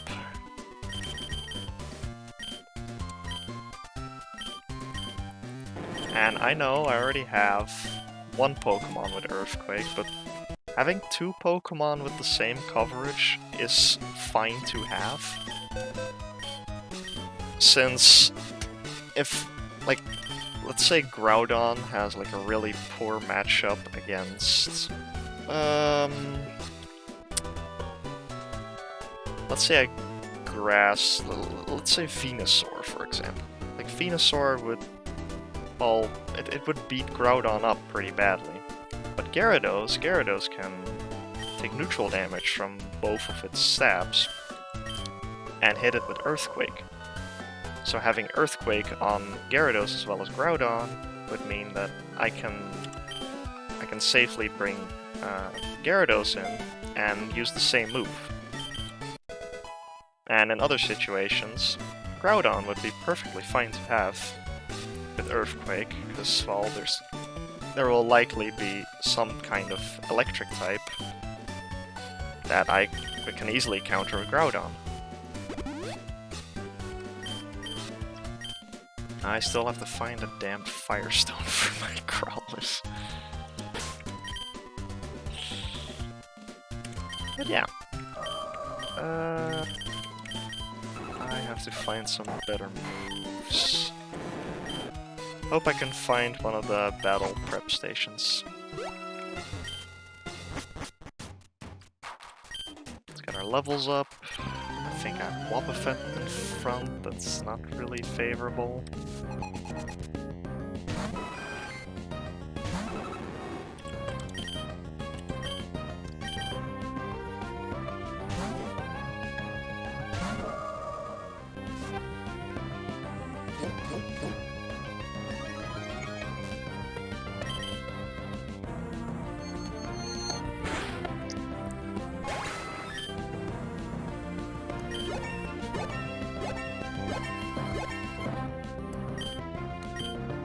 Hypnosis. Yeah. Pretty good.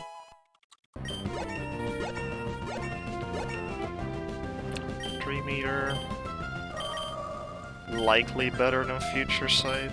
Unsure though. I think maybe Future Sight would actually be better. Bulk up. There we go.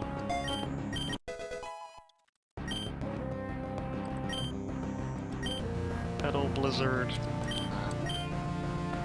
Solar Beam? Yeah, I think we can safely add Solar Beam now. I'll just sell the TM, it was a bad purchase. Rain Dance? No, I don't need it. Hyper Beam? No. I probably should have added Rain Dance to my Gyarados, but that's electric type, okay. Now I can leave it Groudon. I think at this point they'll start, the gym leaders will start to have like weather effects and terrains. So at this point it's good to have a Pokemon with either a weather changing move or ability or a terrain changing move or ability. And since I have Groudon, I can just lead with it and get rid of the rain.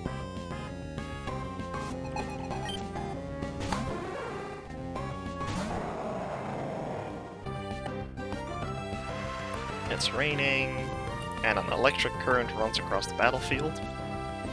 Now, I'm unable to get rid of the electric current because I don't have a terrain move, but I can at least get rid of the rain, which could potentially power up his water moves.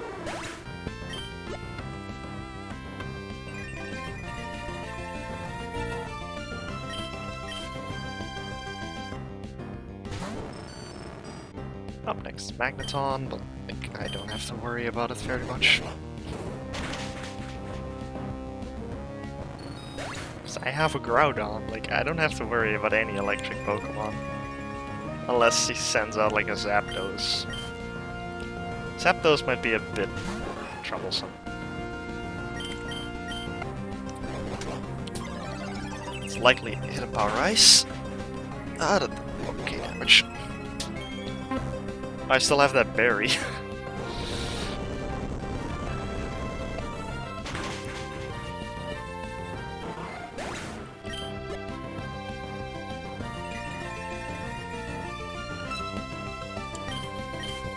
Oh no, not a plus!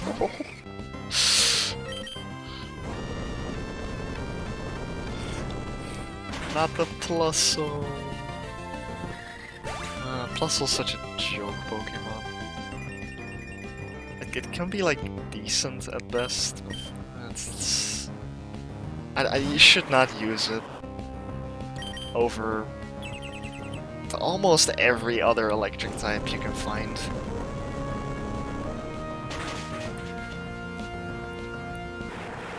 And that's the 5th gem down.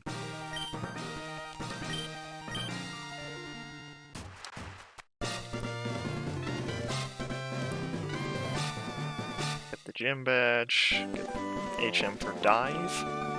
The HMs that you get will always be in the same order.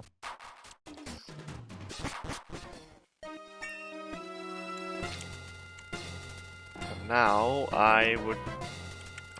What's this? Energetic, typical. I don't think I really need to add many more Pokemon.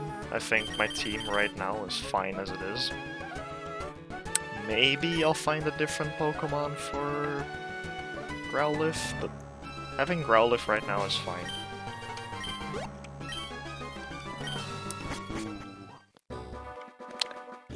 A Sharp Route might change that a bit.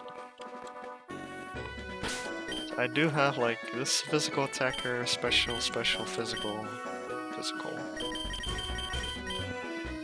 I suppose I could add a special attacker, although I don't really need it.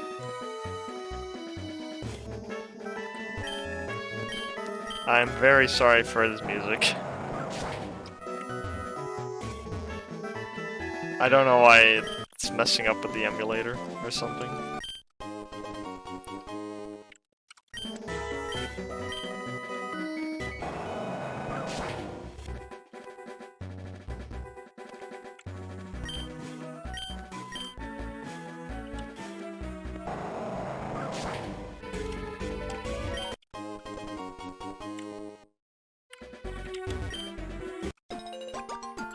Get a bunch of berries. I think the Habon berry was the electric weak berry, which could be useful for as a dragon. What was the electric one again? I forgot. Rindo's grass. There's so many stupid berries in this game that I just forget which berry is the one that I kind of wanted.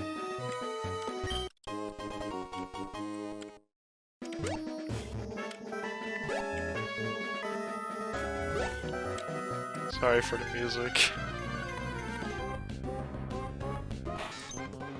Okay, let's see what we can find here. Ninjask is alright. I don't really have a need for Ninjask. Mr. Mime. Sorry, Mr. Mime, I already have a replacement for you.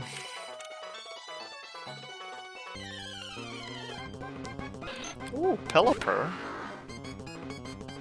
Now, Pelipper could actually be pretty good, but I already have.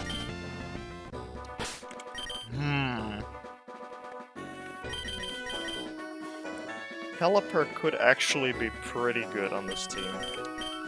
But I really do not want to get rid of my Gyarados, and I don't really have something that synergizes with the rain. Like, most of my Pokemon synergize way better with the sun, because I have Venusaur and I have Growlithe. But Pelipper is a really good Pokemon.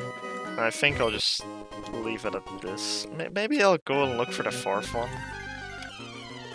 Maybe it's something good. Oh, it's Gyarados.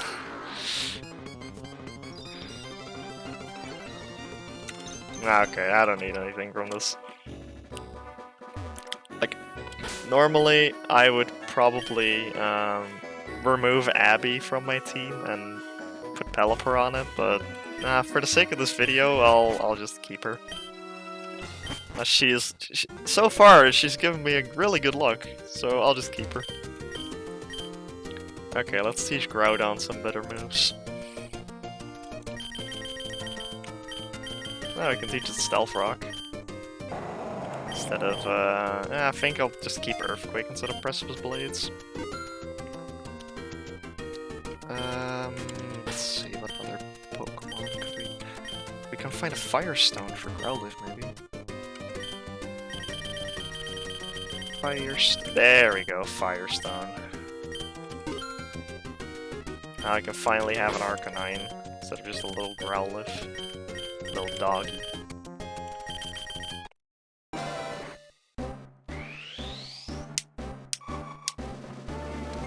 Now, as you unlock more stuff in the game, you can also unlock these shops in the hub. Which means that, like, if you would want to start with a Firestone in your inventory, you can. So if you want to start with Growlithe as your starter, you can evolve it whenever you want. Which can be really helpful.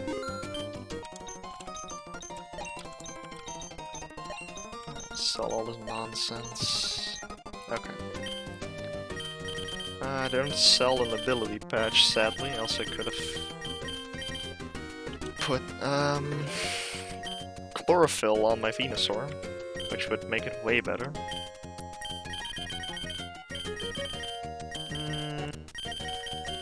Yeah, I think I'll just grab the Amulet Coin. I think Amulet Coin is one of the better items to get, as it just, well, it gives you way more money.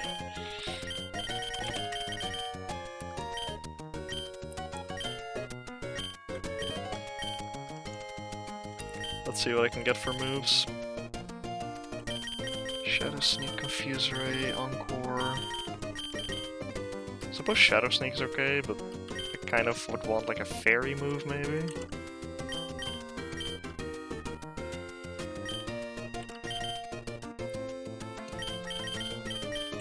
Defense Scroll? What can I teach Arcanine? Not much. Probably has like some level up moves I can teach it.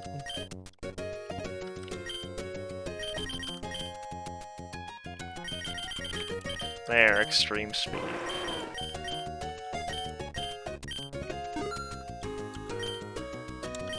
Okay. Moonblast. Great. I think I will also add Misty Terrain to my Gardevoir. Oh wait, Wish.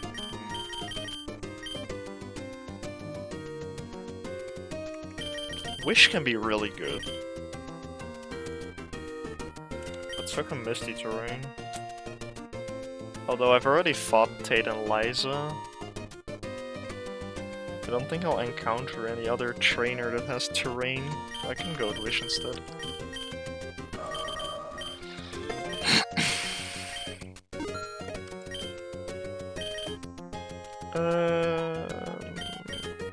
Let's see what Venusaur can learn, maybe? Not much.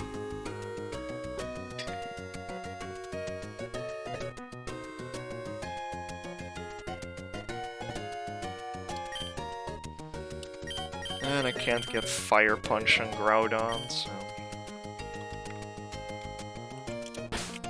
Let's see, what kind of coverage do we have? So we have Ground, Fire, Psychic Fairy... Anything that isn't a Ghost or Dark type.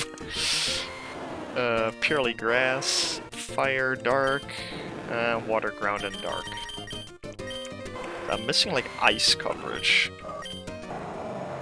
Ice, Steel, Dragon, Poison. But I'll get there. I probably should have put Ice Fang on my Gyarados.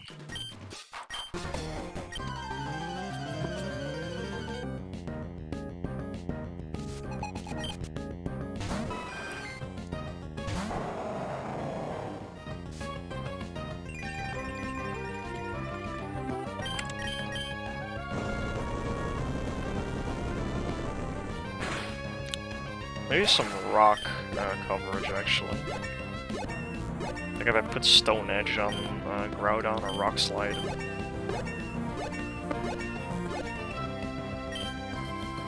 Although I really like having Fire Punch or Fire Move on Groudon.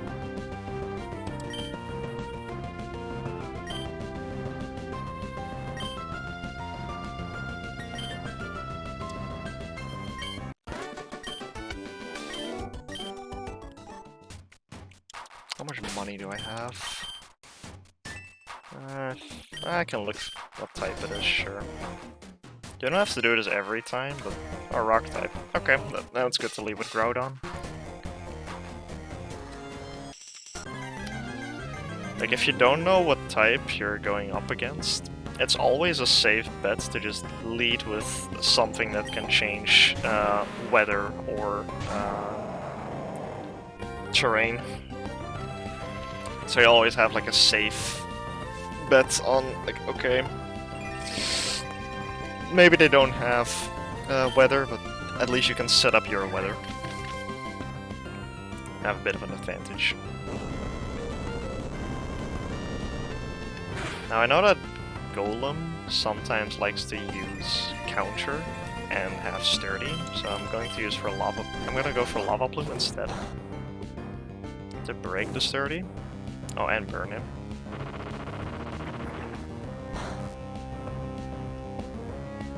And now that I've burned him and set up my Stealth Rocks, I could very well just use Bulk Up.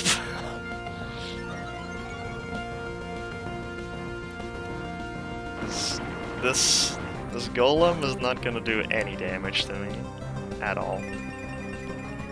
I'll speed this up a bit.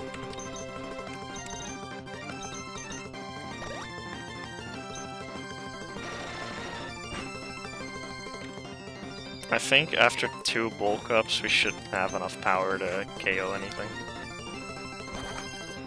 Oh, that's a Citrus Berry.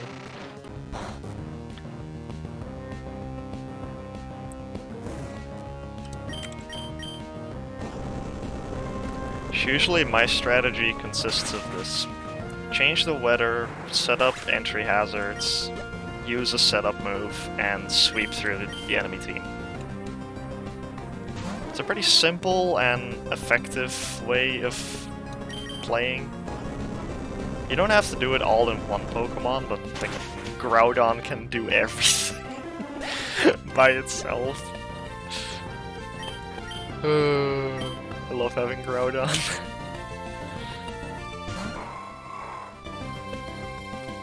Okay, so this Armaldo has heavy duty boots, because it didn't get damaged by the Stealth Rock. That's okay, because I can just one-hit KO it.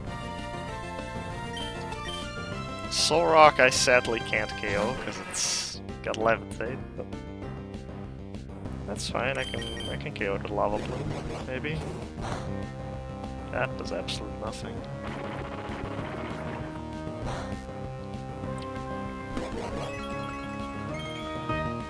That'll take a while to KO, I imagine, unless I get a burn. Okay, this is not gonna be KO'd.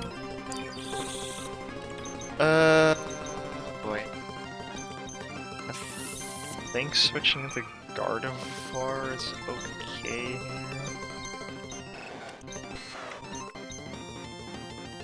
Venusaur is bad.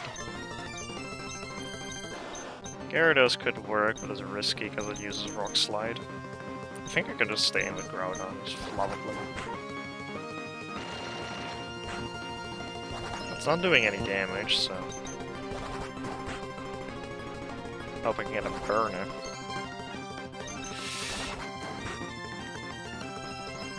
No, I just keep using Morning Sun. Okay. I think Gyarados should be able to easily live like one Rock Slide at least.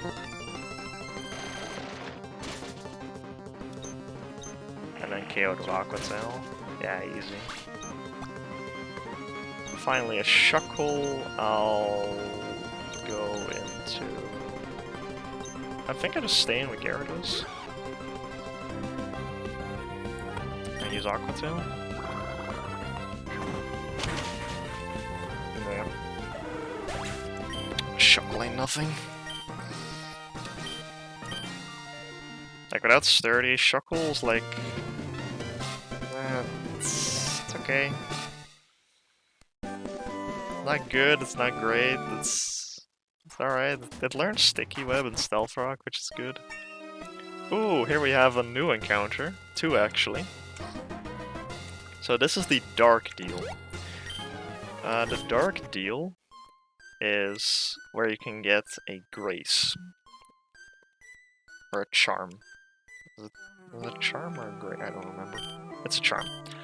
So you can choose one of 3 charms to add to your run. A charm will have a positive effect on your run. So let's see, we have the discount charm here. That means that everything at the shop will have a lower price. Crit charm will increase our critical rate. And the Grace charm, which will give me a higher chance of having secondary effects. Usually the discount charm is the best one. Because, well, you can buy more items, and items are really powerful.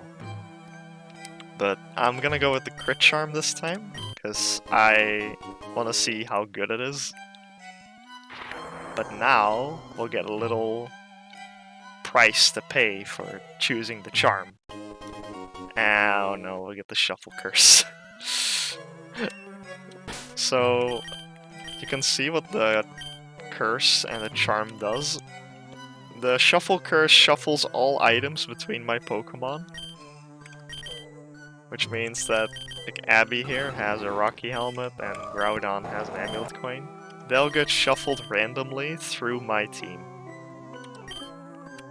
So I don't have control over my items. So be careful when you choose the Dark Deal.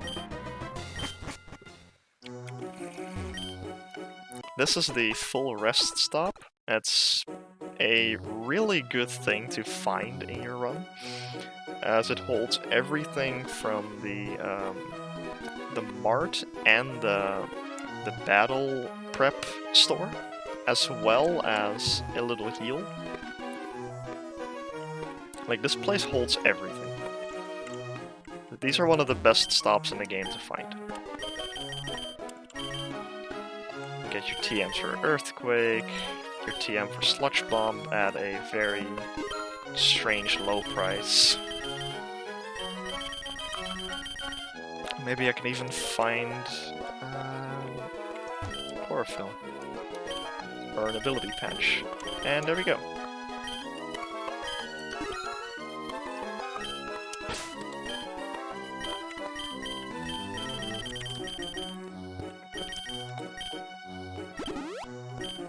Even though I haven't used Venusaur much, I want to be as prepared as possible for future battles to have everything ready when I need it.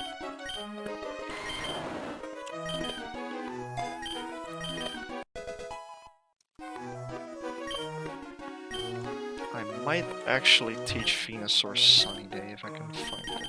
They don't sell it here.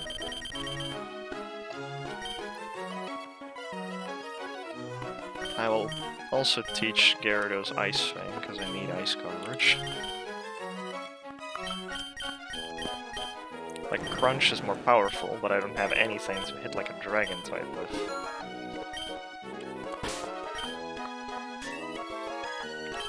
I think I also need Arcanine to, you know, close combat or Wild Charge or something.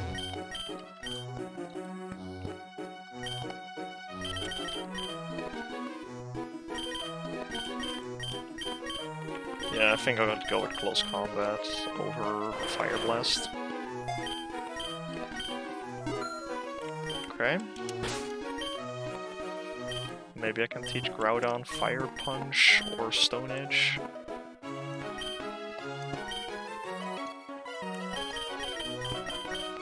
Fire Punch.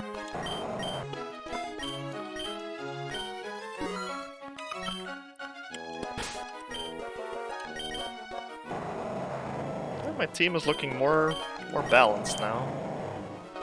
I have a physical Stealth Rocker that can also set up. I have a Calm Mind Sweeper that can also pass Wish. I have Abby that speaks for herself. I have a good Sun Sweeper. I have a powerful physical attacker and a physical sweeper. Could buy some held items. See if they sell anything good. Choice Band. I don't really want to buy a Choice Band, because I got the Shuffle Curse. If I didn't have Shuffle Curse, I would have bought it in a heartbeat, but... maybe I can buy one Leftovers?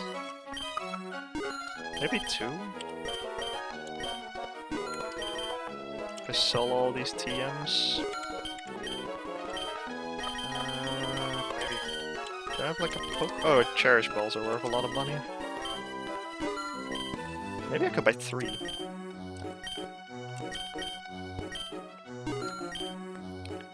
Like 5,000. Probably have that. Yeah, I can sell the heavy balls in them. Get 3 leftovers. That's really good.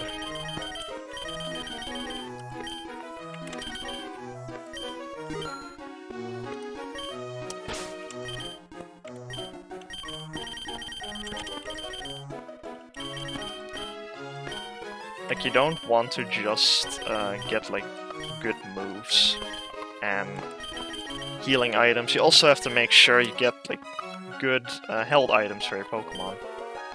Because they can impact the effectiveness of your Pokemon by a lot. Generally, Leftovers is a pretty good item to have. Choice items are always a good option. Having a Z Crystal on one Pokemon is alright. I would buy this Heat Rock, but I have a Shuffle Curse. I could put it on Groudon, and that would be amazing for my team. But Shuffle Curse, so... if you have the Shuffle Curse, you can just buy like some generic good items. Leftovers, Life Orb, Rocky Helmet, Amulet Coin. Those are always safe bets.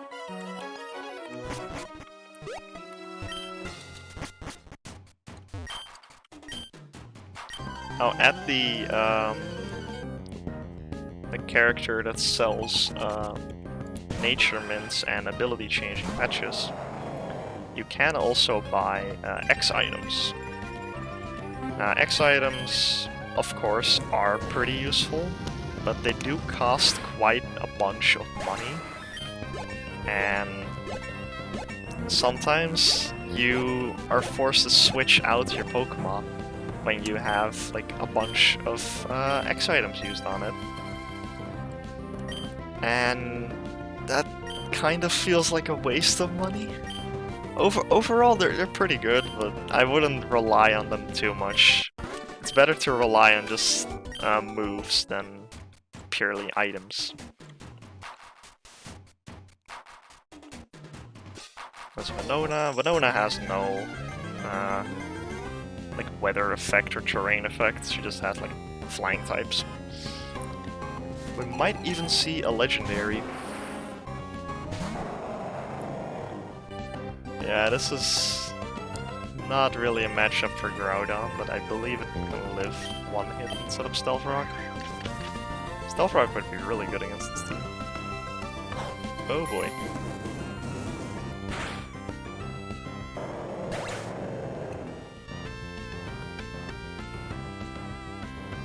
Okay. I was not expecting that. Oh, it has solar power. I kinda shot myself in the foot with that one. That is really unfortunate. Wow, okay.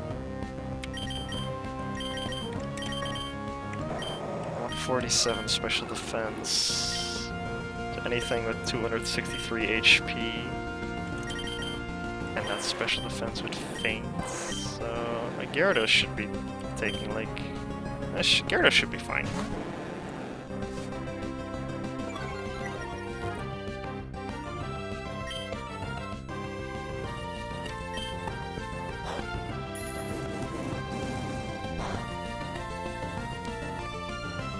Wow. That guy hurts.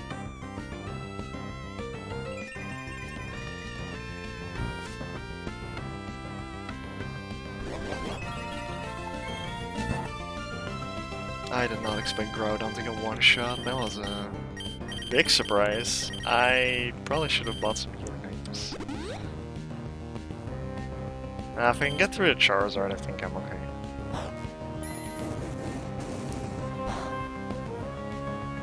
I still have my Gyarados, I still have my Venusaur, I just lost my Groudon. It's really bad, but I'll get through it. Togetic.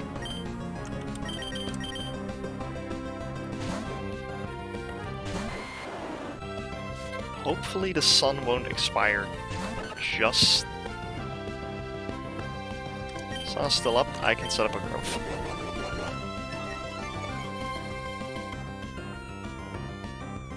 Use Double Edge, that's totally fine. Sun is still strong. Like, this is why I advise like Venusaur with Chlorophyll. Like, it's so strong. Set up a growth, you get +2 attack and special attack. Sadly the sunlight fades now, but I'll probably have to switch out. Gyarados. I can take a Gyarados with Venusaur. That's no problem.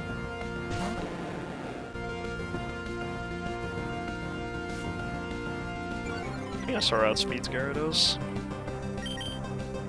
Or... Wait, what? Oh, my Venusaur has a minus speed nature. Forgot to change that. I thought the nature of this... What is this Gyarados? Thunder Wave? Taunt? Bit weird. Aerodactyl. I think Abby can do it. Abby hits him with a good counter, then should go down.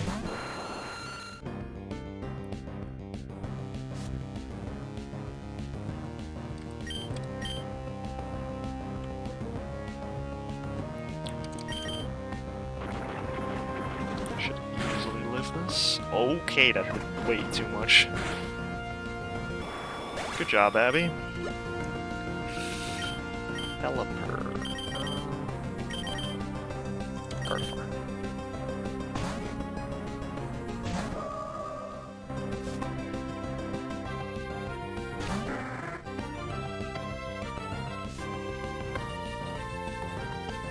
Okay, I'm faster. It's my ability proc first.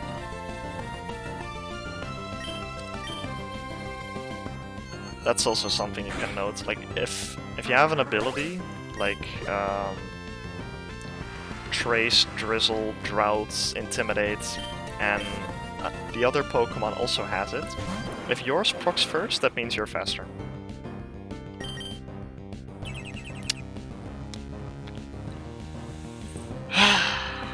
I'm really bummed about losing my Groudon.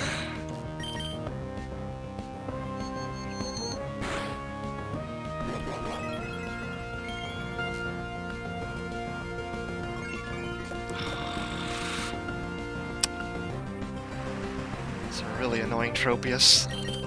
It's just going to spam Substitute and Protect and then get us... God dang Citrus Berry. I think I KO him now.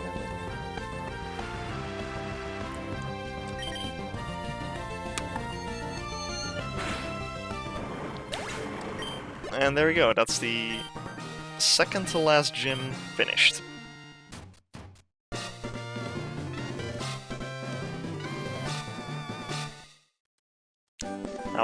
hope we can find the one encounter that I'm thinking of right now. And there it is. So that's actually really fortunate. I just lost my Groudon. There's a PC right there. And you know what you can get out of PCs. I'll show you in a moment when we get there.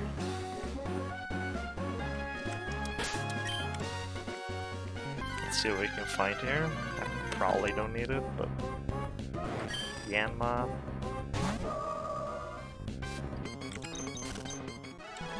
And the other Pokemon is a Illumise.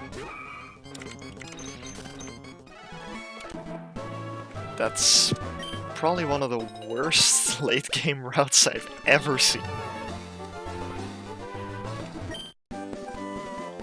Which item did Groudon have anyway?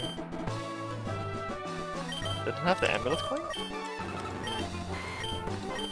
I did have the Amulet Coin.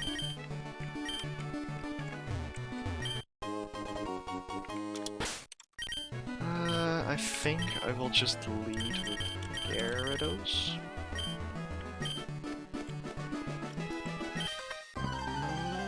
I have to change my Venusaur's nature though. It's way too slow. So it didn't gain any speed EVs. And I should teach Gyarados. Oh no. Maybe I can live that? Yeah, no problem.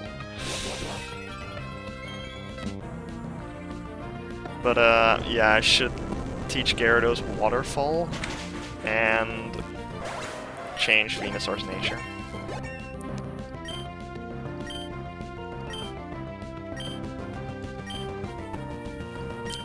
Typhlosion.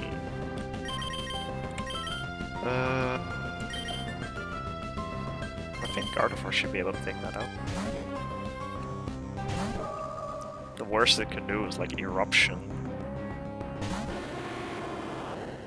Unsure if it outspeeds. I don't think it does.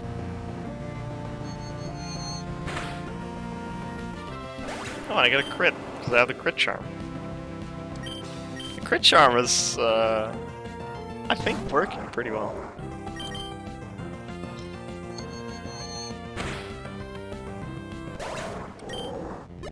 And Gardevoir just tears through all of these.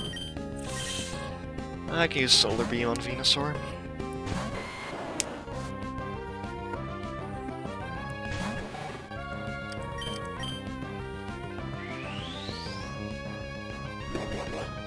Hidden power. What hidden power would you want to use on a Lantern?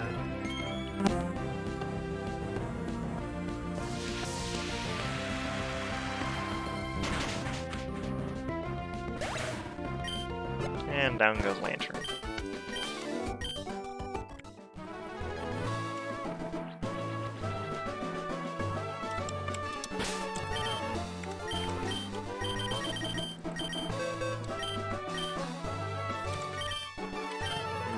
Teach Waterfall to Gyarados. There we go. Get a couple of pearls, a little bit of money. Sharty Berry's rock type move, Wiki Berry's healing berry. Like, you can use the berries, they're probably pretty good. Overall, it's better to just use a normal healing item that doesn't get consumed.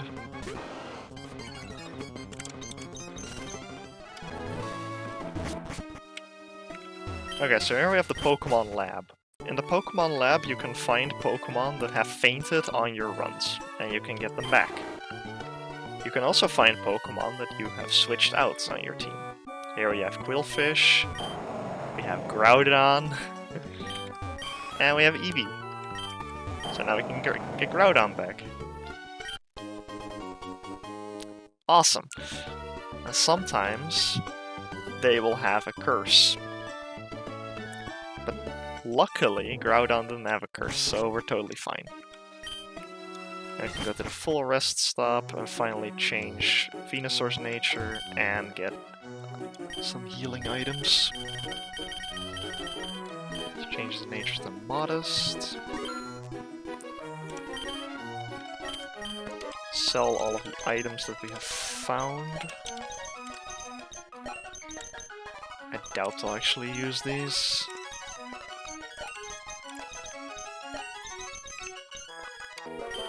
Okay. Use the modest mint on Venusaur. Don't forget to fully heal my team for free.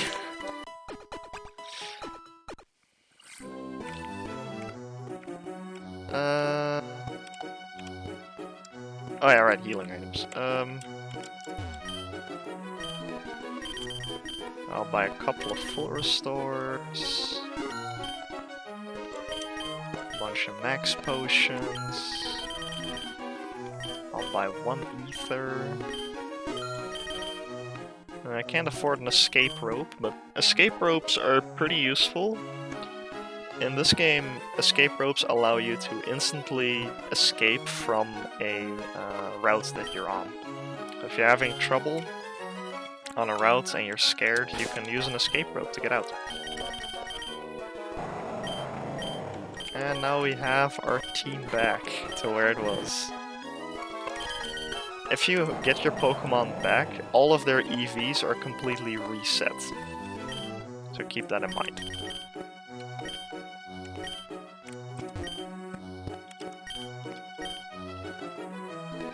Do we have black sludge? No.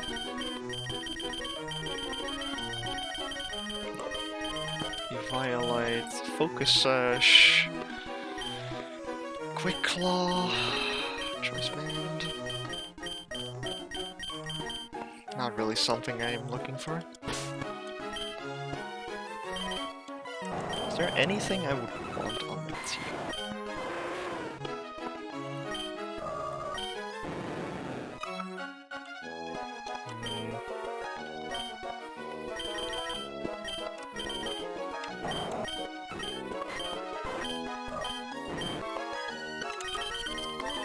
I have like a berry I can give to.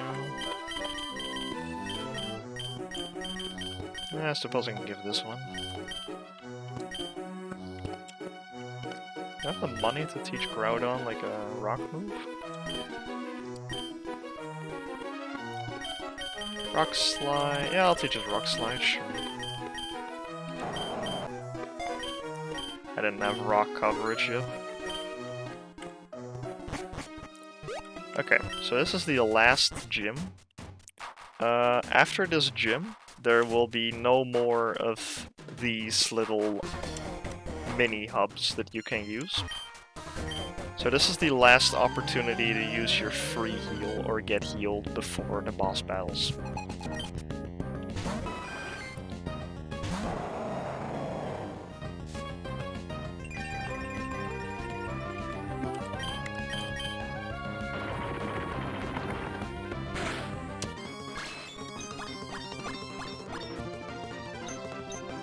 I'll just speed this up because it's a bit slow.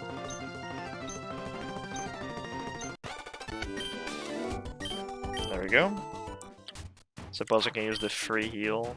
I can show you what it's like after you. You can actually heal here multiple times if you want to.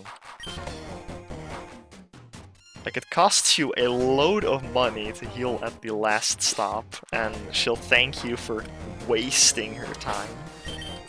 Now, if you do this for the first time, you can actually use this little badge indicator to see what other gyms you still have to face. Now, obviously, I can only face one from now on, so I'll be up against one.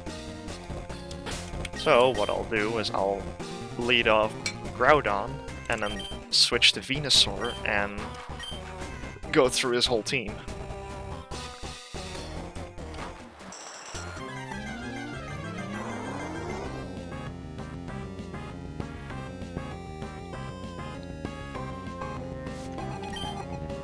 Leads off with a Golduck.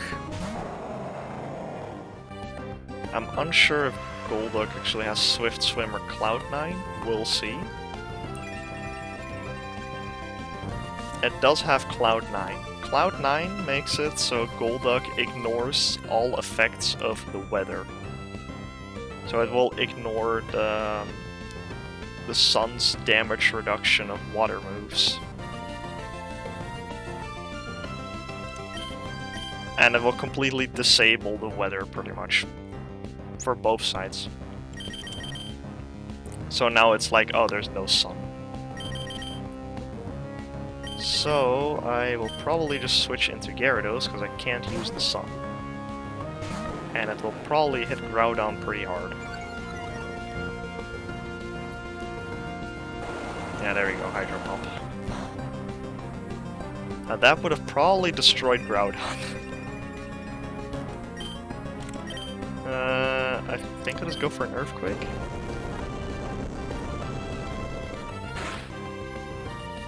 That doesn't even 2-hit KO? Okay. I thought it would be stronger.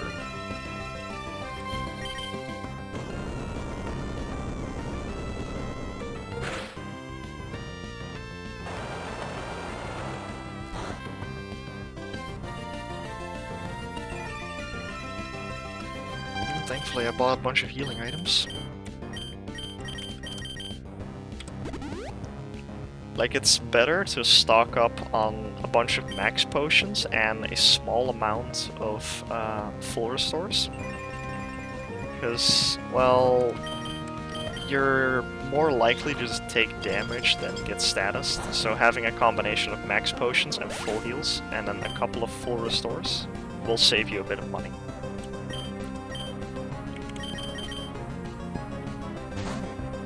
Now we can go back to Groudon, set up the sun again. I did see that he was going to set out the Starmie. Now sadly that's also a Pokemon that Groudon is not good against, but Venusaur is pretty alright against a Starmie, given it doesn't use Psychic. But it won't use Psychic on a Groudon. It will just use a Water move.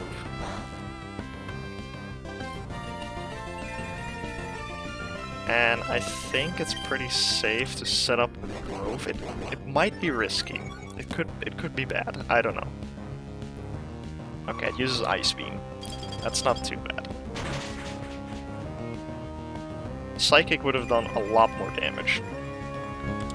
But now I can just use Solar Beam, because I'm at +2, I outspeed.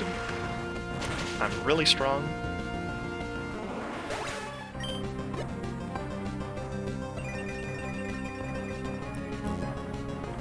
Sends out an Amistar, that's completely fine. I outspeed Amistar. And I can instantly KO it with a Solar Beam.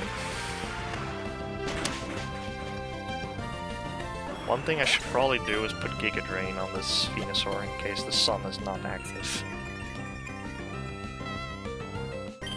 But just having it like this is really nice. If I had a Heat Rock on my Groudon, I would have easily been able to sweep with Venusaur. And there's a bunch of, like, Sun plus Chlorophyll, or Rain plus Swift Swim, or Hail plus Slush Rush, or Sand plus Sand Rush Pokemon that you can use effectively with this similar strategy. I just happen to have Groudon and Venusaur. Now, I don't really know what to swap into a Kyogre.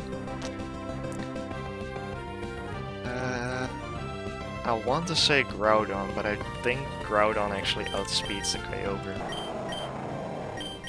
So then we'll get Rain up.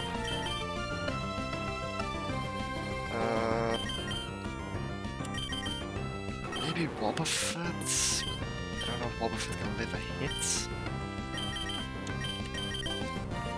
Pretty sure Gardevoir can live a hit. I think we'll go into Gardevoir.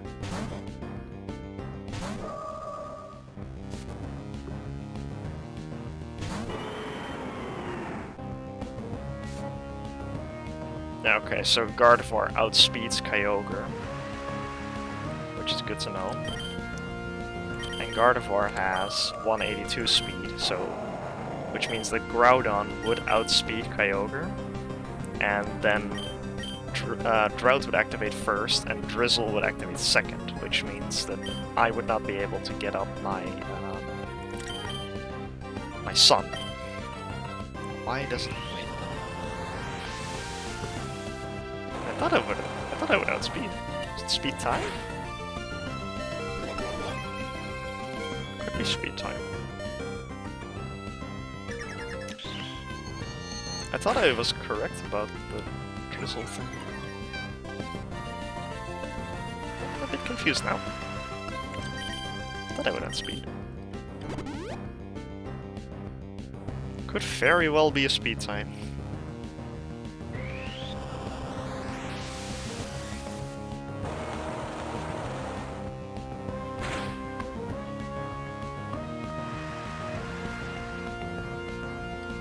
I just have to hope. I don't know. I'll just wait out the rain. That's the third Origin Pulse. I just have to live 2 more and then I'm fine. If he gets a crit, that'll be a bit unfortunate. But it is what it is. And there's no way that Abby would have been able to live a hit. Seeing the damage on Gardevoir, who has the highest special defense on my team.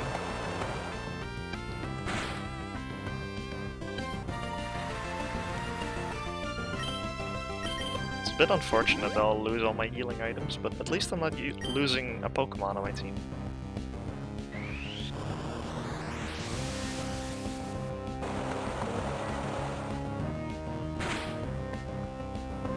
Rain stopped, now I can live a hit and use Moonblast.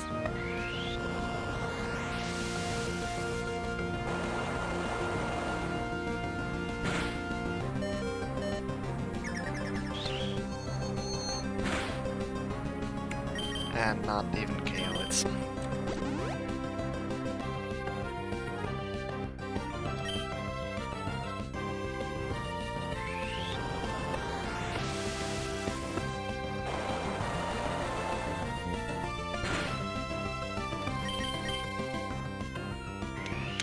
If he crits me now, I'll be a bit annoyed.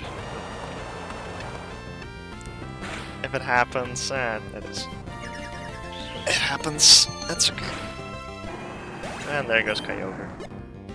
Finally, Wailord. I kinda wanna send in Abby for fun. Sure, let's do it.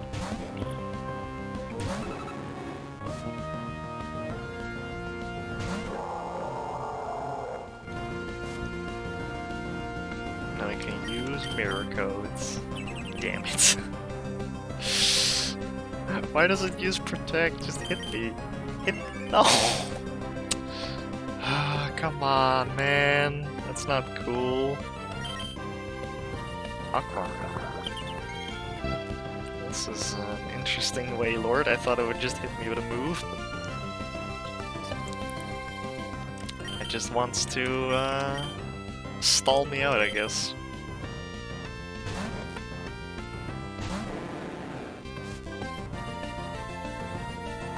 So it knows Protect, Substitute, Aqua Ring. It must know another move.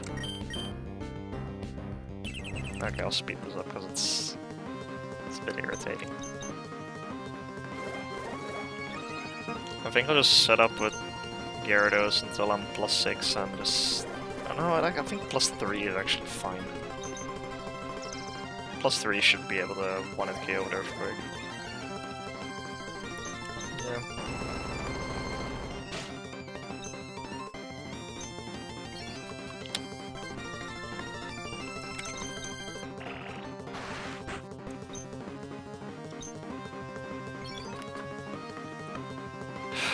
Ah, we're playing like this, okay.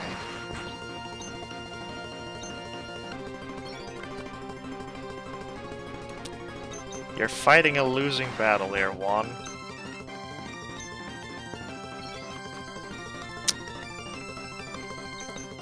But it should have like a 4th move, right? If it's just like a power point staller, then oh, I guess good job, but I still have 5 other Pokemon. You're not winning this.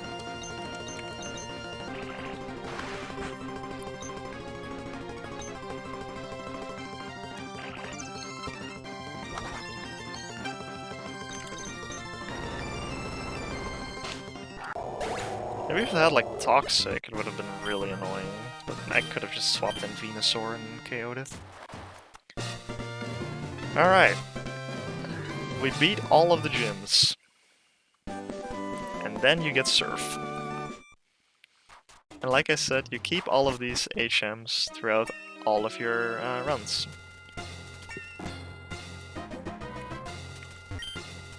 Now, I highly doubt I actually need any more Pokemon, and I just need, like, money.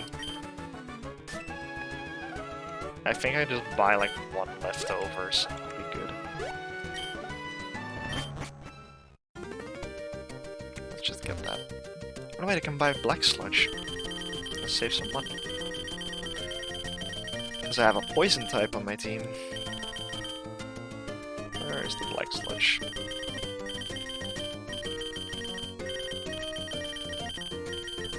There.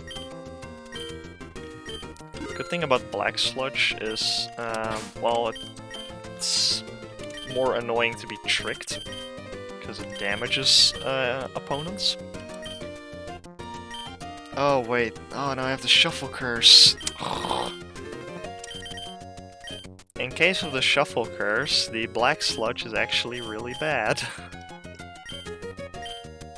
I completely overlooked that. I just wasted a bit of money. Whoopsie. That's fine, I'll just buy leftovers. It does basically the same, but it costs 5 times as much.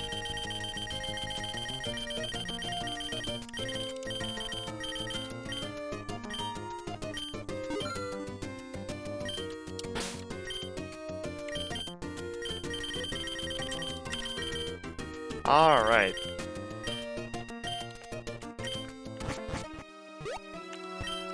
So now it's time for the Elite Four. You don't get any like healing item or trainer to level against, you're just going in. And the Elite Four will be like random, like usually it would be Sydney first, but in this case it's Glacia. And you can face them in any order.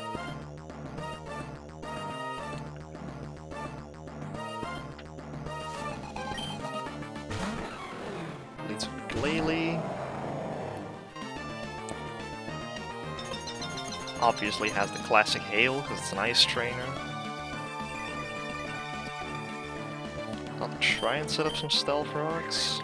Hope it doesn't do something that just destroys me. Ice Beam. I think I can live with Ice Beam relatively well. It's not good.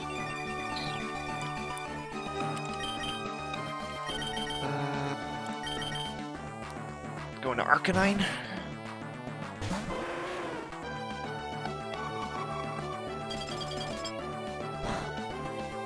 Arcanine can take these easily.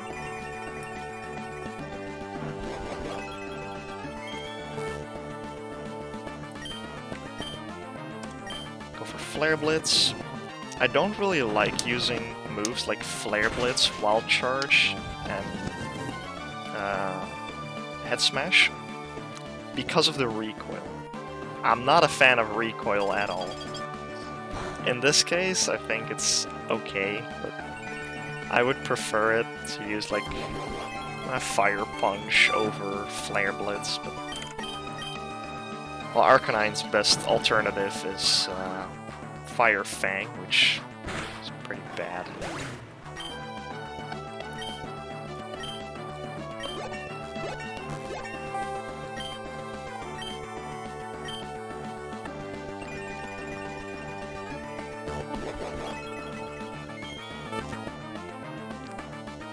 Up next is Piloswine. Okay, use Venusaur. So we still have the Sun up, we can one-hit KO it with a Solar Beam.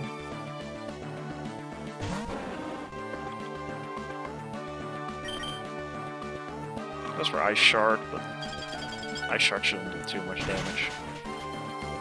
Did a bit more than I thought it would do. From a Piloswine.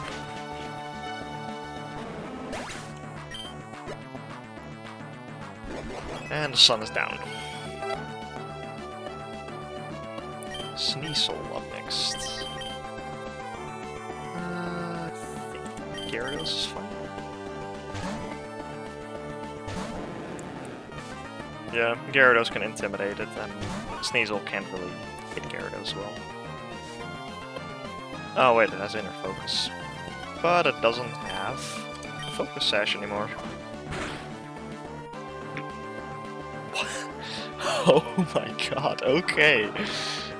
Did not expect a Sneasel to do that much. Wow. That is a strong Sneasel. Up next is Lapras. I will switch into Abby? Abby.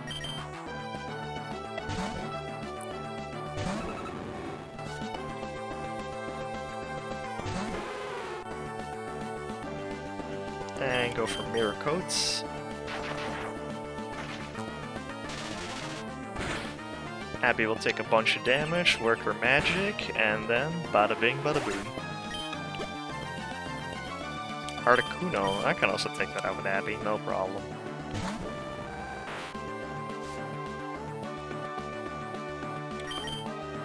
Ah, that substitutes. Okay.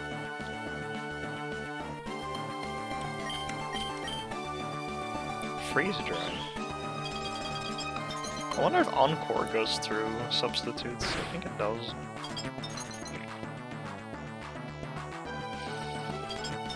Okay. We have a problem. Problem solved. Arcanine. So I think it might have Hurricane. And Hurricane will definitely do a lot of damage. I think I'll just hit it with a Crunch. Hope I can break the substitute with it. Yeah, okay. Oh, it doesn't. It uses Boost. Okay. I think I can KO an Articuno from full HP with Flare Blitz. That should be fine. Yeah.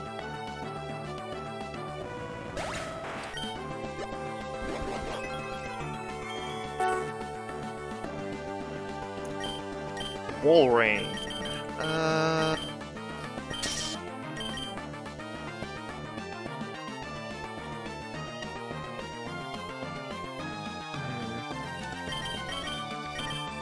think I'll go into Abby.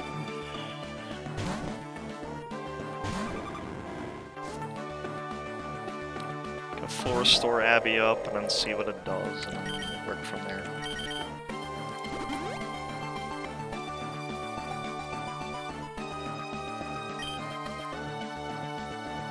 Okay, it's a physical Walrein. It doesn't do very much damage. But I do have a Rocky Helmet, which makes Abby do more damage. I'm pretty impressed by how well Wobbuffet's actually performing. Usually I think it's like, oh well, it's Wobbuffet, it doesn't do very much, but it KO'd like 2 Pokemon. That's pretty good. Oh, and I forgot to say, like, after every single boss battle, you'll just get fully healed. Like, all of your Pokemon will go back to full HP, full PP. And you can just go at it again. Dark... How much healing items do I have? 2 full restores and that's it. How much money do I have? 9,000. I think I'll just go for the dark deal, see what I can get.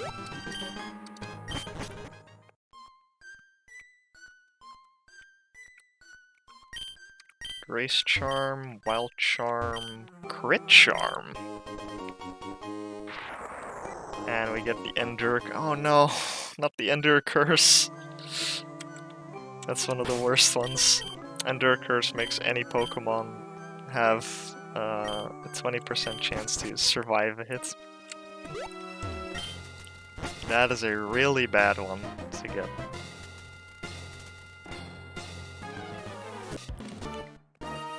Up next is Sydney. Sydney has no effect or anything. He's just a dude. A dude that likes Sableye.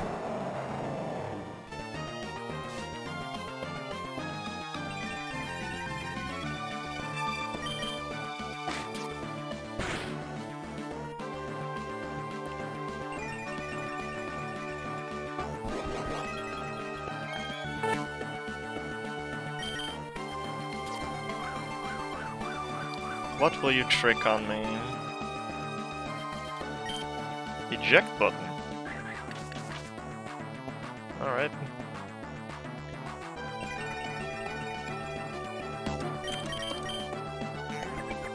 So those trick, fake outs, taunts, and what? Recover? No. Lucky crit. If you have 2 crit charms, you're pretty likely to crit.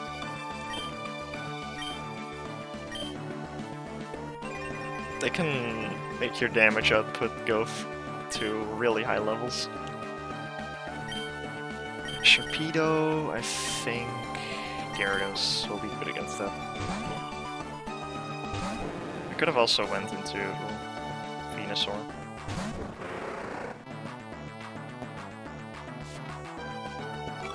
I don't know if it's a special or a physical Sharpedo. You tend to see both.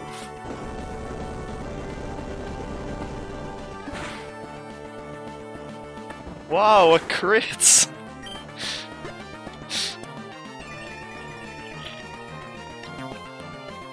Tyranitar. I think... Yeah, I think that Arcanine should be able to just close combat that. Although, I am a bit scared of losing my Arcanine. I think I'll just switch into Groudon just to be safe. Better safe than sorry. And it also gets the sun back up.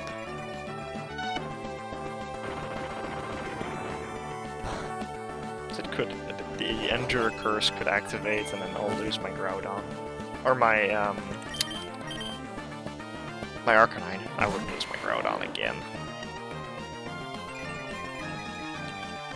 That was actually kind of a big brain move to switching to Groudon to activate the eject button that I got from Sableye. Whoa, a crit! Must be my lucky day. Crawdons, that's no problem.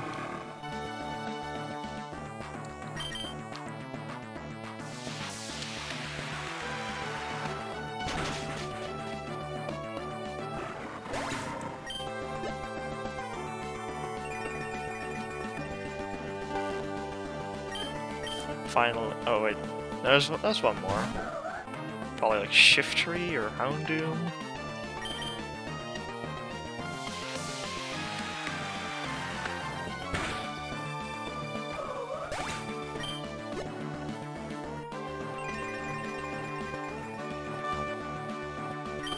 Umbreon.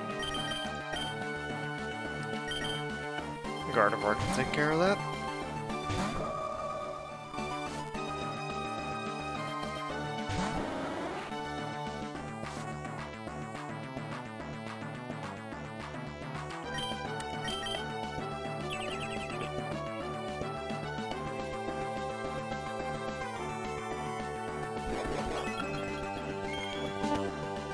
I think I should 2-hit KO at Moonblast.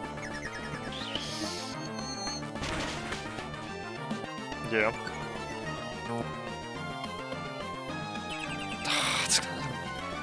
Like it won't save you.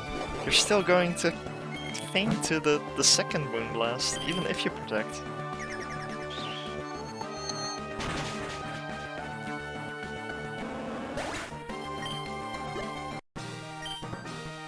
There we go, second Elite Four, get 10 grand. This, I think one of my Pokemon had the amulet coin on them. Right? Which one was it? That was Arcanine.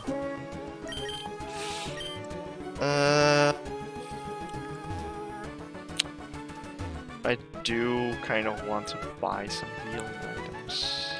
I'll just go through here. This is a an encounter I didn't show yet. This is a strong den. If you've played Gen 5, you might recognize these. They usually hold a Pokemon that has a pretty good moveset, as well as a hidden ability. Here we can find an Umbreon. Now this Umbreon will have a hidden ability, as well as a pretty good moveset. So it's nice for just adding like a nice strong Pokemon to your team. Like as you can see, it will use Heal Bell, which is one of its egg moves. And it'll probably have like a bunch of other moves that it can know. I don't know what, and I don't really want Umbreon on my team. But if you need like a Pokemon on your team, these are pretty good to get like an instantly powerful Pokemon. Sometimes they're a bit underwhelming, but hey, that's how it is. Sometimes you just get something that sucks. I think I will actually sell more Pokeballs to buy more items. I don't think I really need them. I'll keep the timer balls, sell the great balls. Do I have any other items I can sell? Not really. Buy like 6 more max potions, 3 full restores. I'll buy an escape rope in case I get stuck. I think that's it.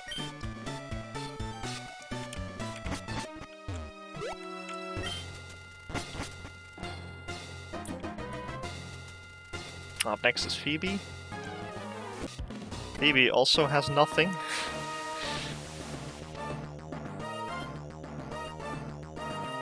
Just a Ghost-type trainer.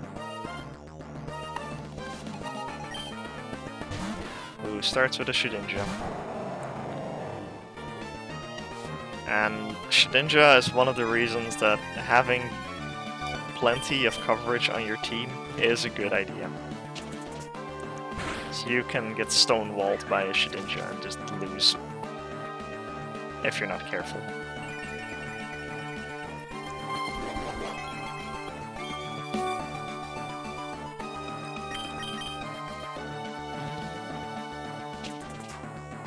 Does Shedinja actually have Focus Sash? No, it's Heavy Duty Boots.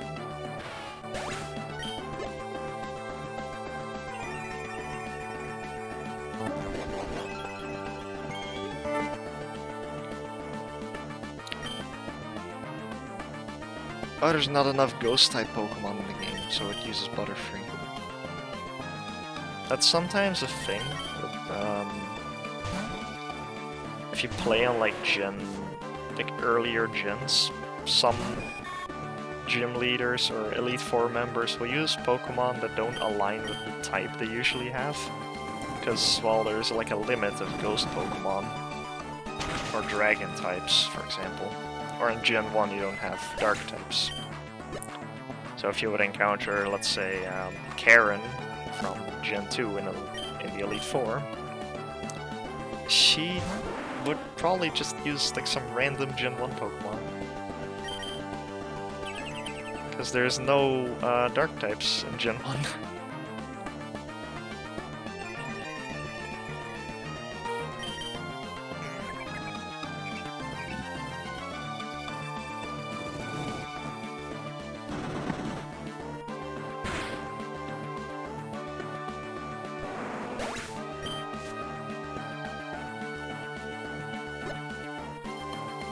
Sunlight faded. Up next is Dusclops. I think I'll just...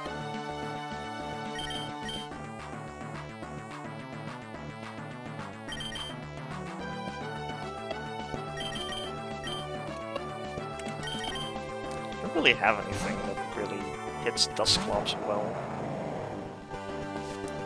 I'll just go into Groudon, be safe, go for Earthquake.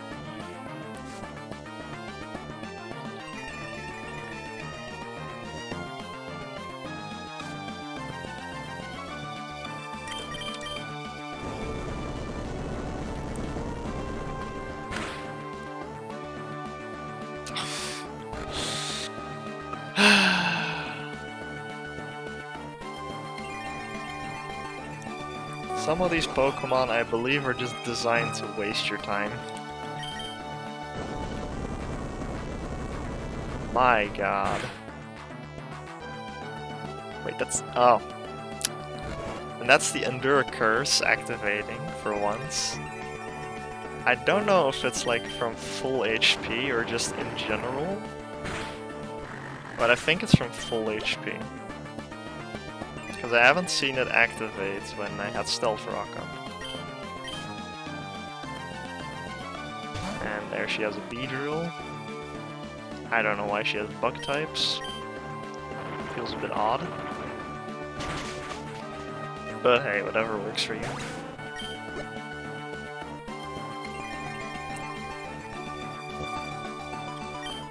And finally is Sableye.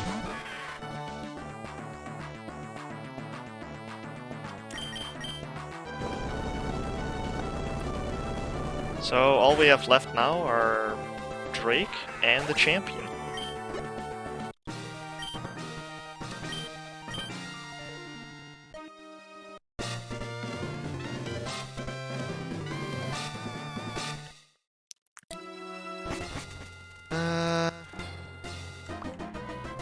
What do we... I suppose I just buy a couple of healing items. I don't feel like doing a strong trainer battle.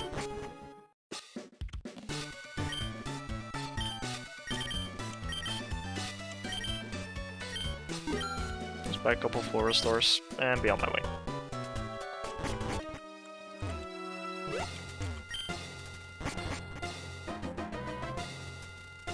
So this is Drake. Drake actually does have something, which I don't have anything for, which is Sun.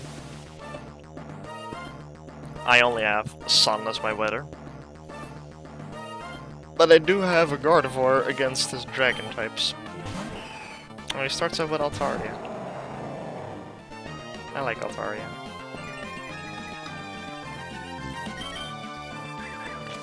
Set up some Stealth Rock. So a lot of his Pokemon will likely be Flying type.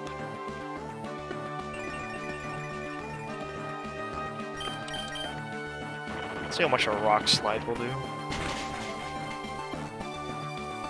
Would ya look at that, another crit. As you can see, the crit charms are really helping me out with dealing damage. I don't think a non-crit Rock Slide would have KO'd there. Now I can go to Venusaur. And since we have permanent Sun on this battle, we can just chill with Venusaur and his growth and boosted speed with Sludge Bomb. This is a battle for Venusaur, I believe. Oh, this is definitely the battle for Venusaur to shine. I can set up another growth and then I think just plow through his whole team with Sludge Bomb.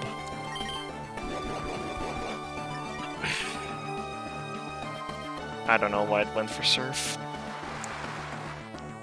Really weird decision. But yeah, now I'm +4 and I'm just so strong.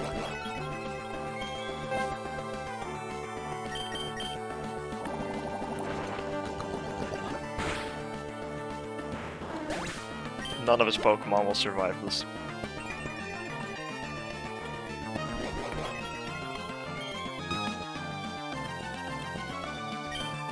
Dragonite? That might actually survive, it has heavy duty boots. It doesn't, okay.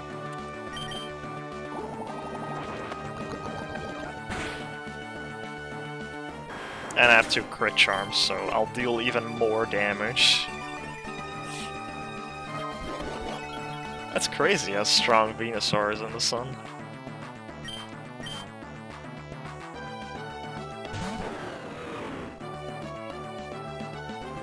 Salamence, that's no problem.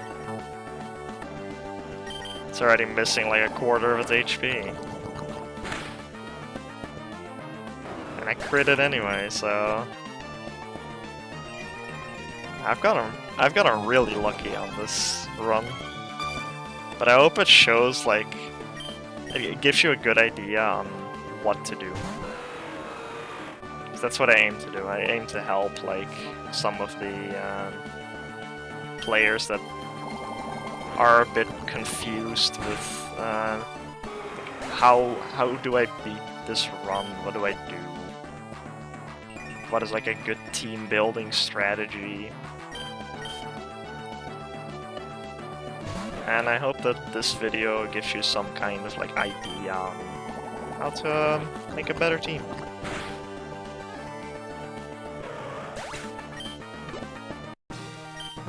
I just destroyed a whole team of dragons with my Venusaur.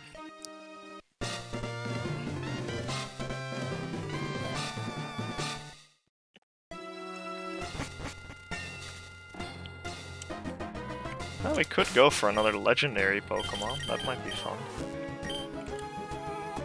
Sure, let's do it. I believe there's a Celebi.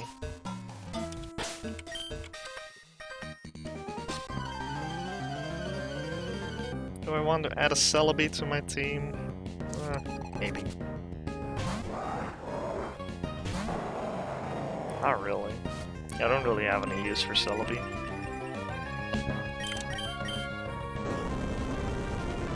I already have a Gardevoir and a Venusaur.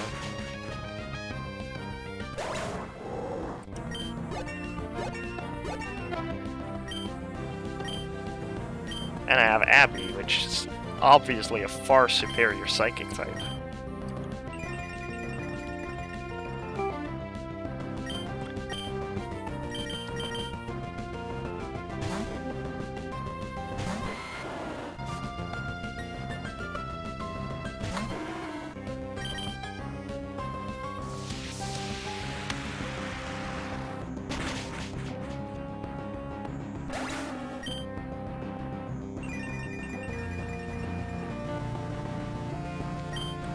Piloswine. No, that'll be.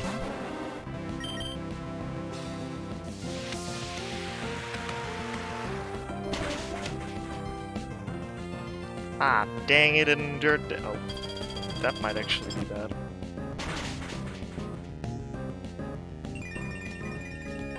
That's okay.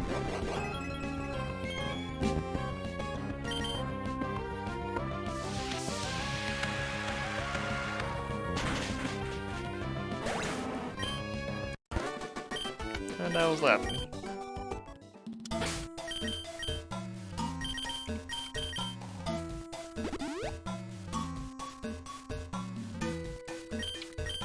Okay, let's see what this is. Yeah, it's Celebi. So I don't have any use for Celebi on my team, but I suppose I could catch it for my Pokédex. So I'll do that at least. And like, you don't have to add the Pokemon to your team to be able to catch it in the Safari Zone. You don't have to add it to your team. You can just catch it and then let it go.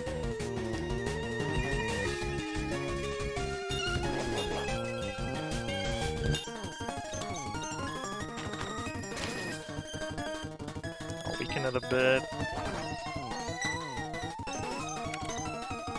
Maybe use E-Speed. Weaken it a bit more.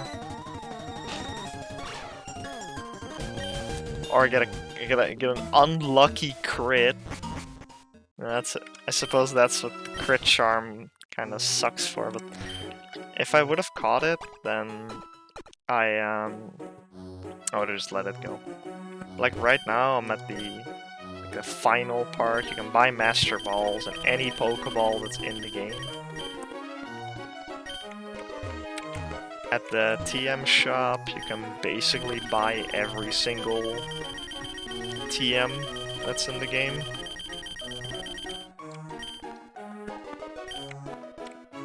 And at the general shop, you can buy like every single healing or utility item. Like every single item will be available once you beat the 8th gym. Onto the champion.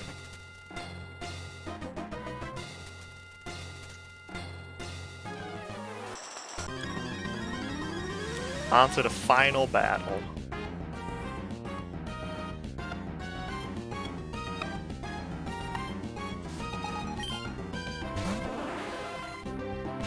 Starts off with Starmie. This is why it's good for like your first runs to have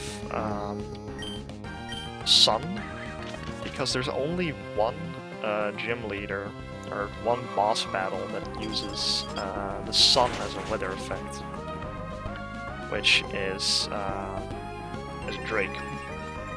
The rest of them all use either Sandstorm, Rain, or Hail.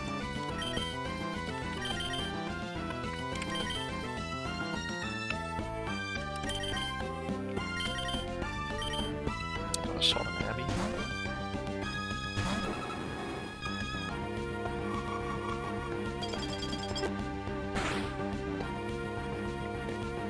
That's a strong Ice Beam.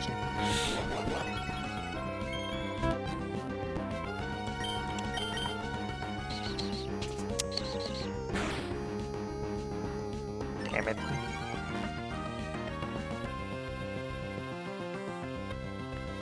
Hope it just uses Ice Beam or Thunderbolts on them.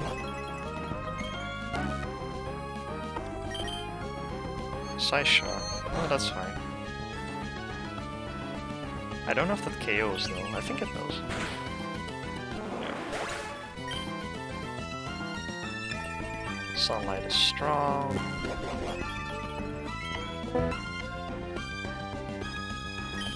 Sharpedo.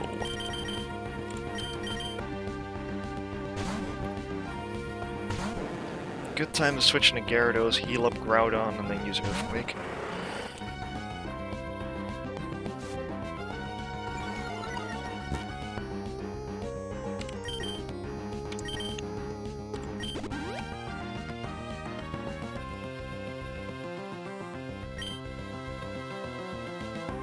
Dark Pulse. That shouldn't do too much to Gyarados. That's alright.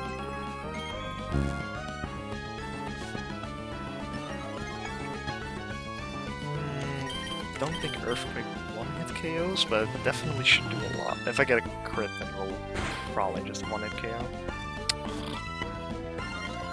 Of course I get flinched.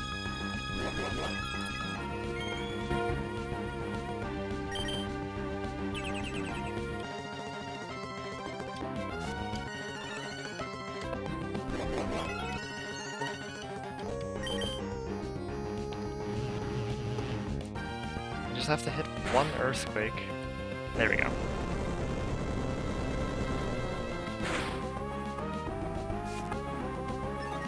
I think good enough.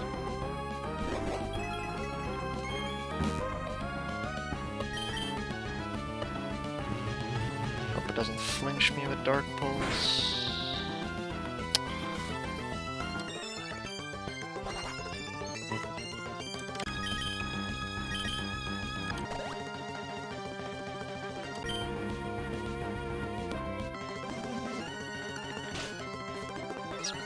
Tedious.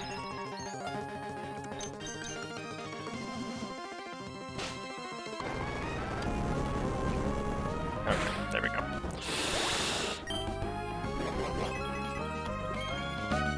Get our millions leftovers recovery. Up next is Kingdra. I will just switch into Groudon and then switch into Venusaur. No, actually I'll set up Stealth Rock. I'll risk it.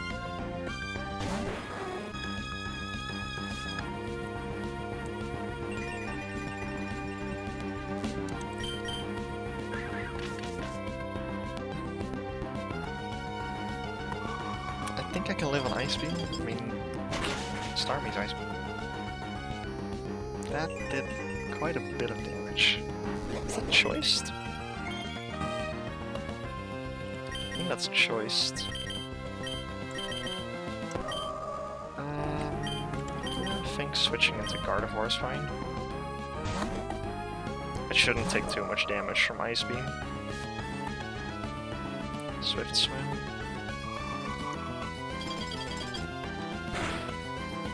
That did still quite a bit. I think that's Specs.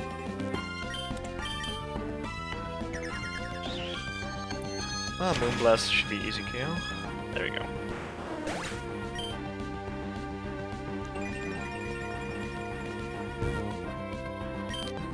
Tentacruel. Can swap into Gyarados. Gyarados can instantly KO it with Earthquake.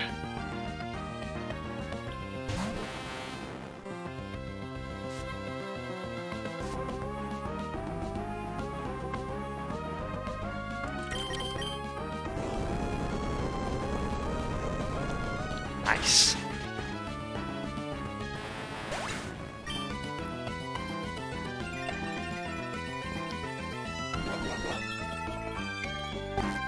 Sun is still up.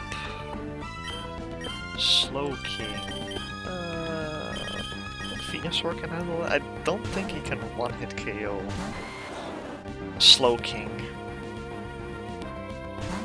But I could try. I think it will do about 80%. If it crits, it's definitely a one-hit KO. Oh wait, it actually does enough.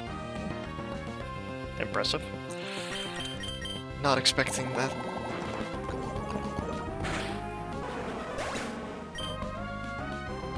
And finally, a Suicune.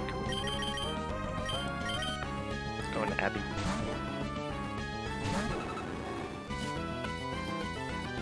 I'll just hit it with Mirror Coats, and that should be the end of this battle.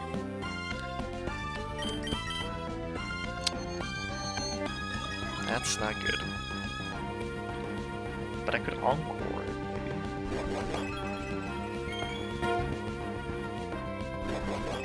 I think I'm gonna take the Future Sight now. It likely doesn't do very much damage. Okay, that does quite a bit more than I thought. I'll just heal up in a Max Potion. Okay, use a Scald. Scald does a little bit under half. So if I just go for Mirror Coat here... Come on!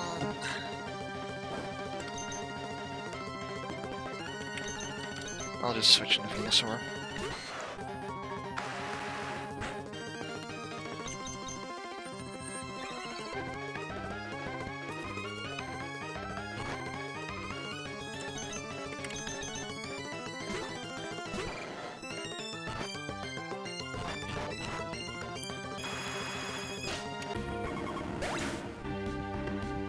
I didn't know it would have Sleep Talk. Okay, so it only has Scald as damaging move.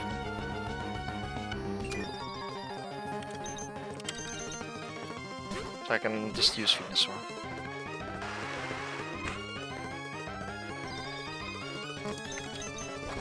I'm sorry, Abby. Your sacrifice was nothing to me.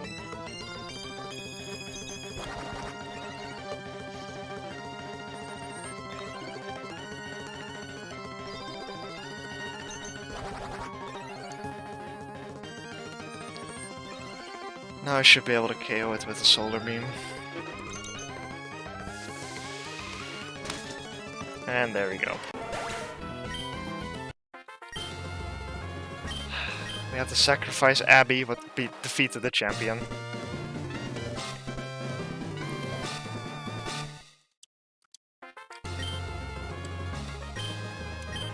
Let's go!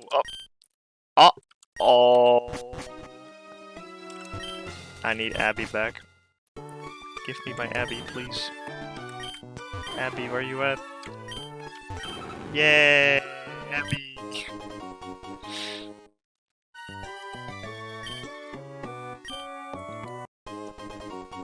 Uh-oh. Oh, I suppose we pay a price for Abby. Embargo curse. Probably one of the worst curses to find in the entire game. You know what? That'll up the difficulty a bit. Now I can't use items in battle.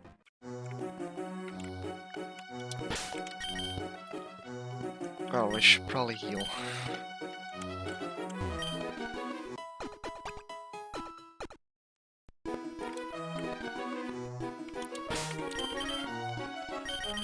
Right, so the final battle. I don't know who that is. I don't recognize this. No music. It's a bit creepy. Oh, it's Steven!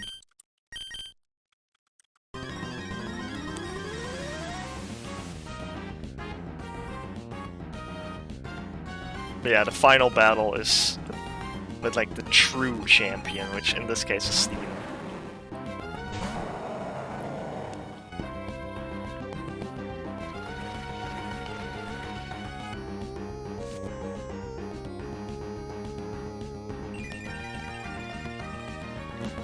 I have to remember that I can't use healing items, so I actually have to kind of work with what I have.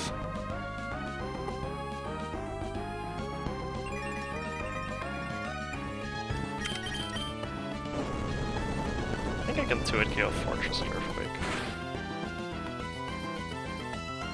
Well, for sure if I get a crit.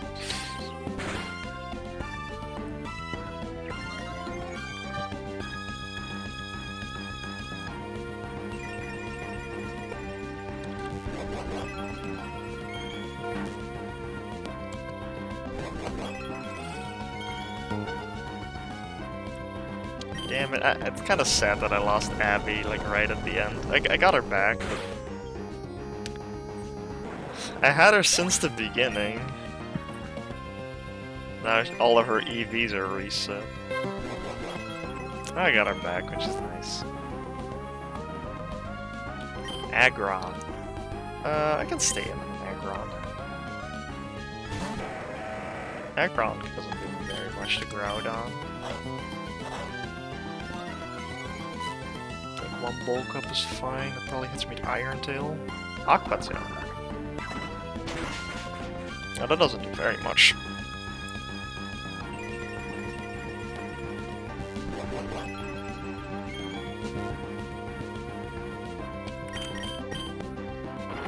Maybe I can flinch it with Rock Slide. This is Aqua Tail again. Probably 50 damage.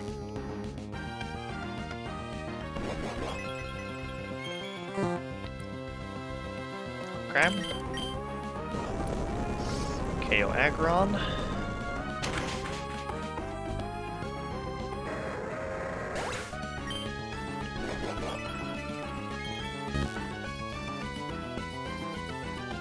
Up next, Latios. I think Gardevoir is the right choice.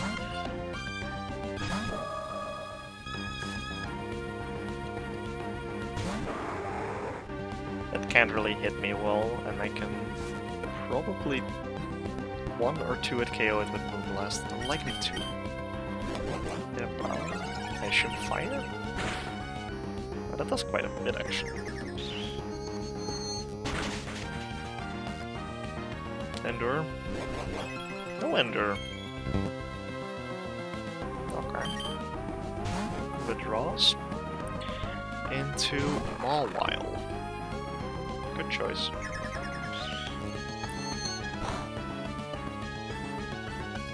Sadly, it's a bad choice.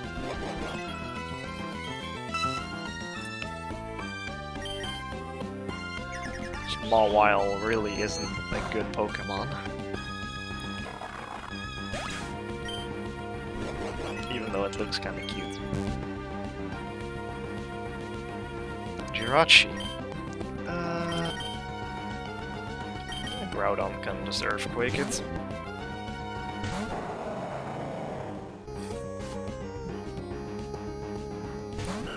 I think I'll actually set up Stealth Rock here, and then go for Earthquake. So I can instantly KO the Latios that would come in. That's Fester. That is bad.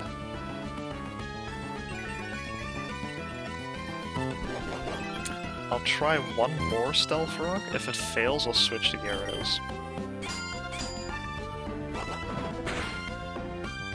Okay.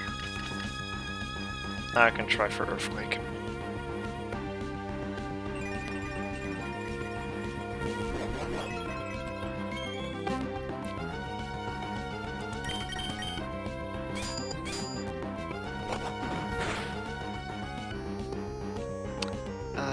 Crit Iron Head wouldn't KO. So I can try for another Earthquake. It's a small chance, but it's possible that I can KO Jirachi. Yeah, okay, good.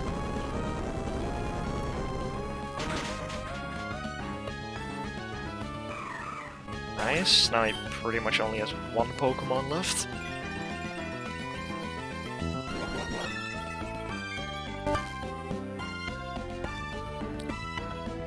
Latios. I'll switch an Addy.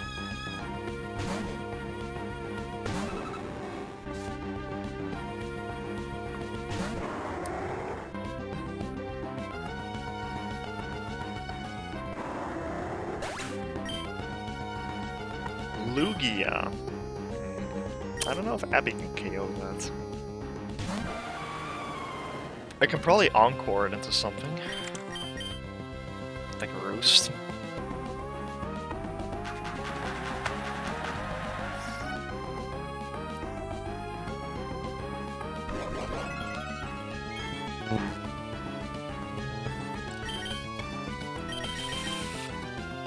How do I defeat it though?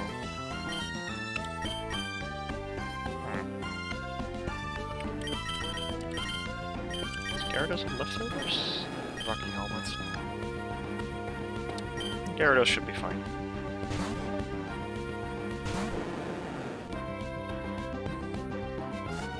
I don't have anything that like downright beats it without being at risk.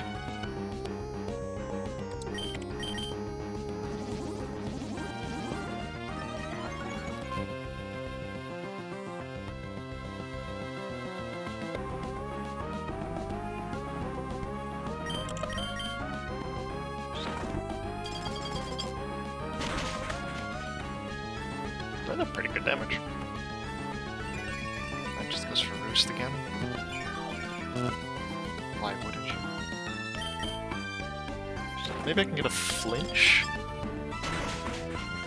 I've got another crit. Nice. Stop using Roost. It's not doing anything. Ah, there we go.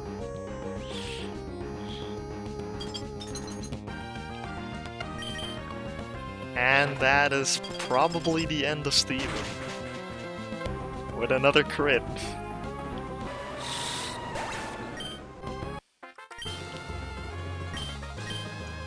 Steven congratulates me, and we have won.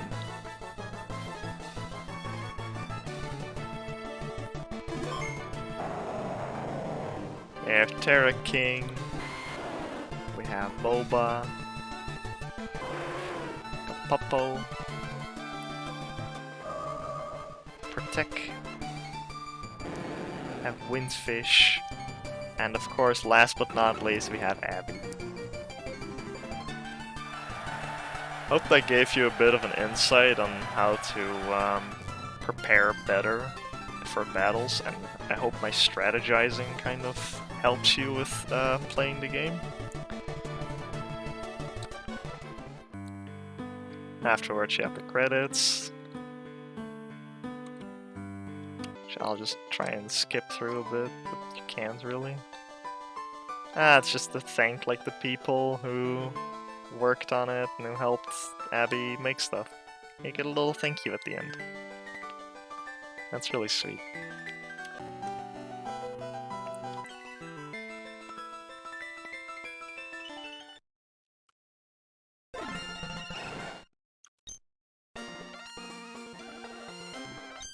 You'll earn rewards. I've managed to complete 45 routes. So I get 11,000 money. Quests will often reward you with rare candy, and with rare candies you can skip over gyms in your future adventures if you want to. You don't have to. You can save my progress.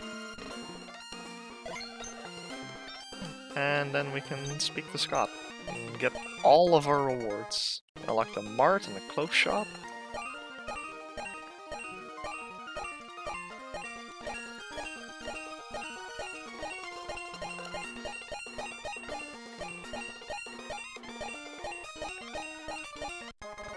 Unlock the Safari Zone, a Name Raider, Traveling Mart, the Bike Shop, Berry Patch. Since we did the Dark deal, we can now get curses in the Config Lab. And that's it. And then we exit, and we're greeted by this lady. And that lady's Abby.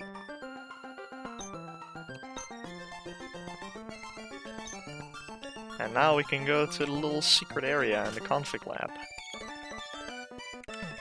And this area allows you to add special modes and additional stuff to the game. This is pretty much the post-game. Here you can change the generation, like you can change your Pokédex all the way up to Gen 8. You can add Kanto leaders, Johto leaders, you can enable Z-Power rings, enable Mega Stones. Here you can find Pokemon that you've caught on your adventures. This is the bike shop. Here you can get your bike.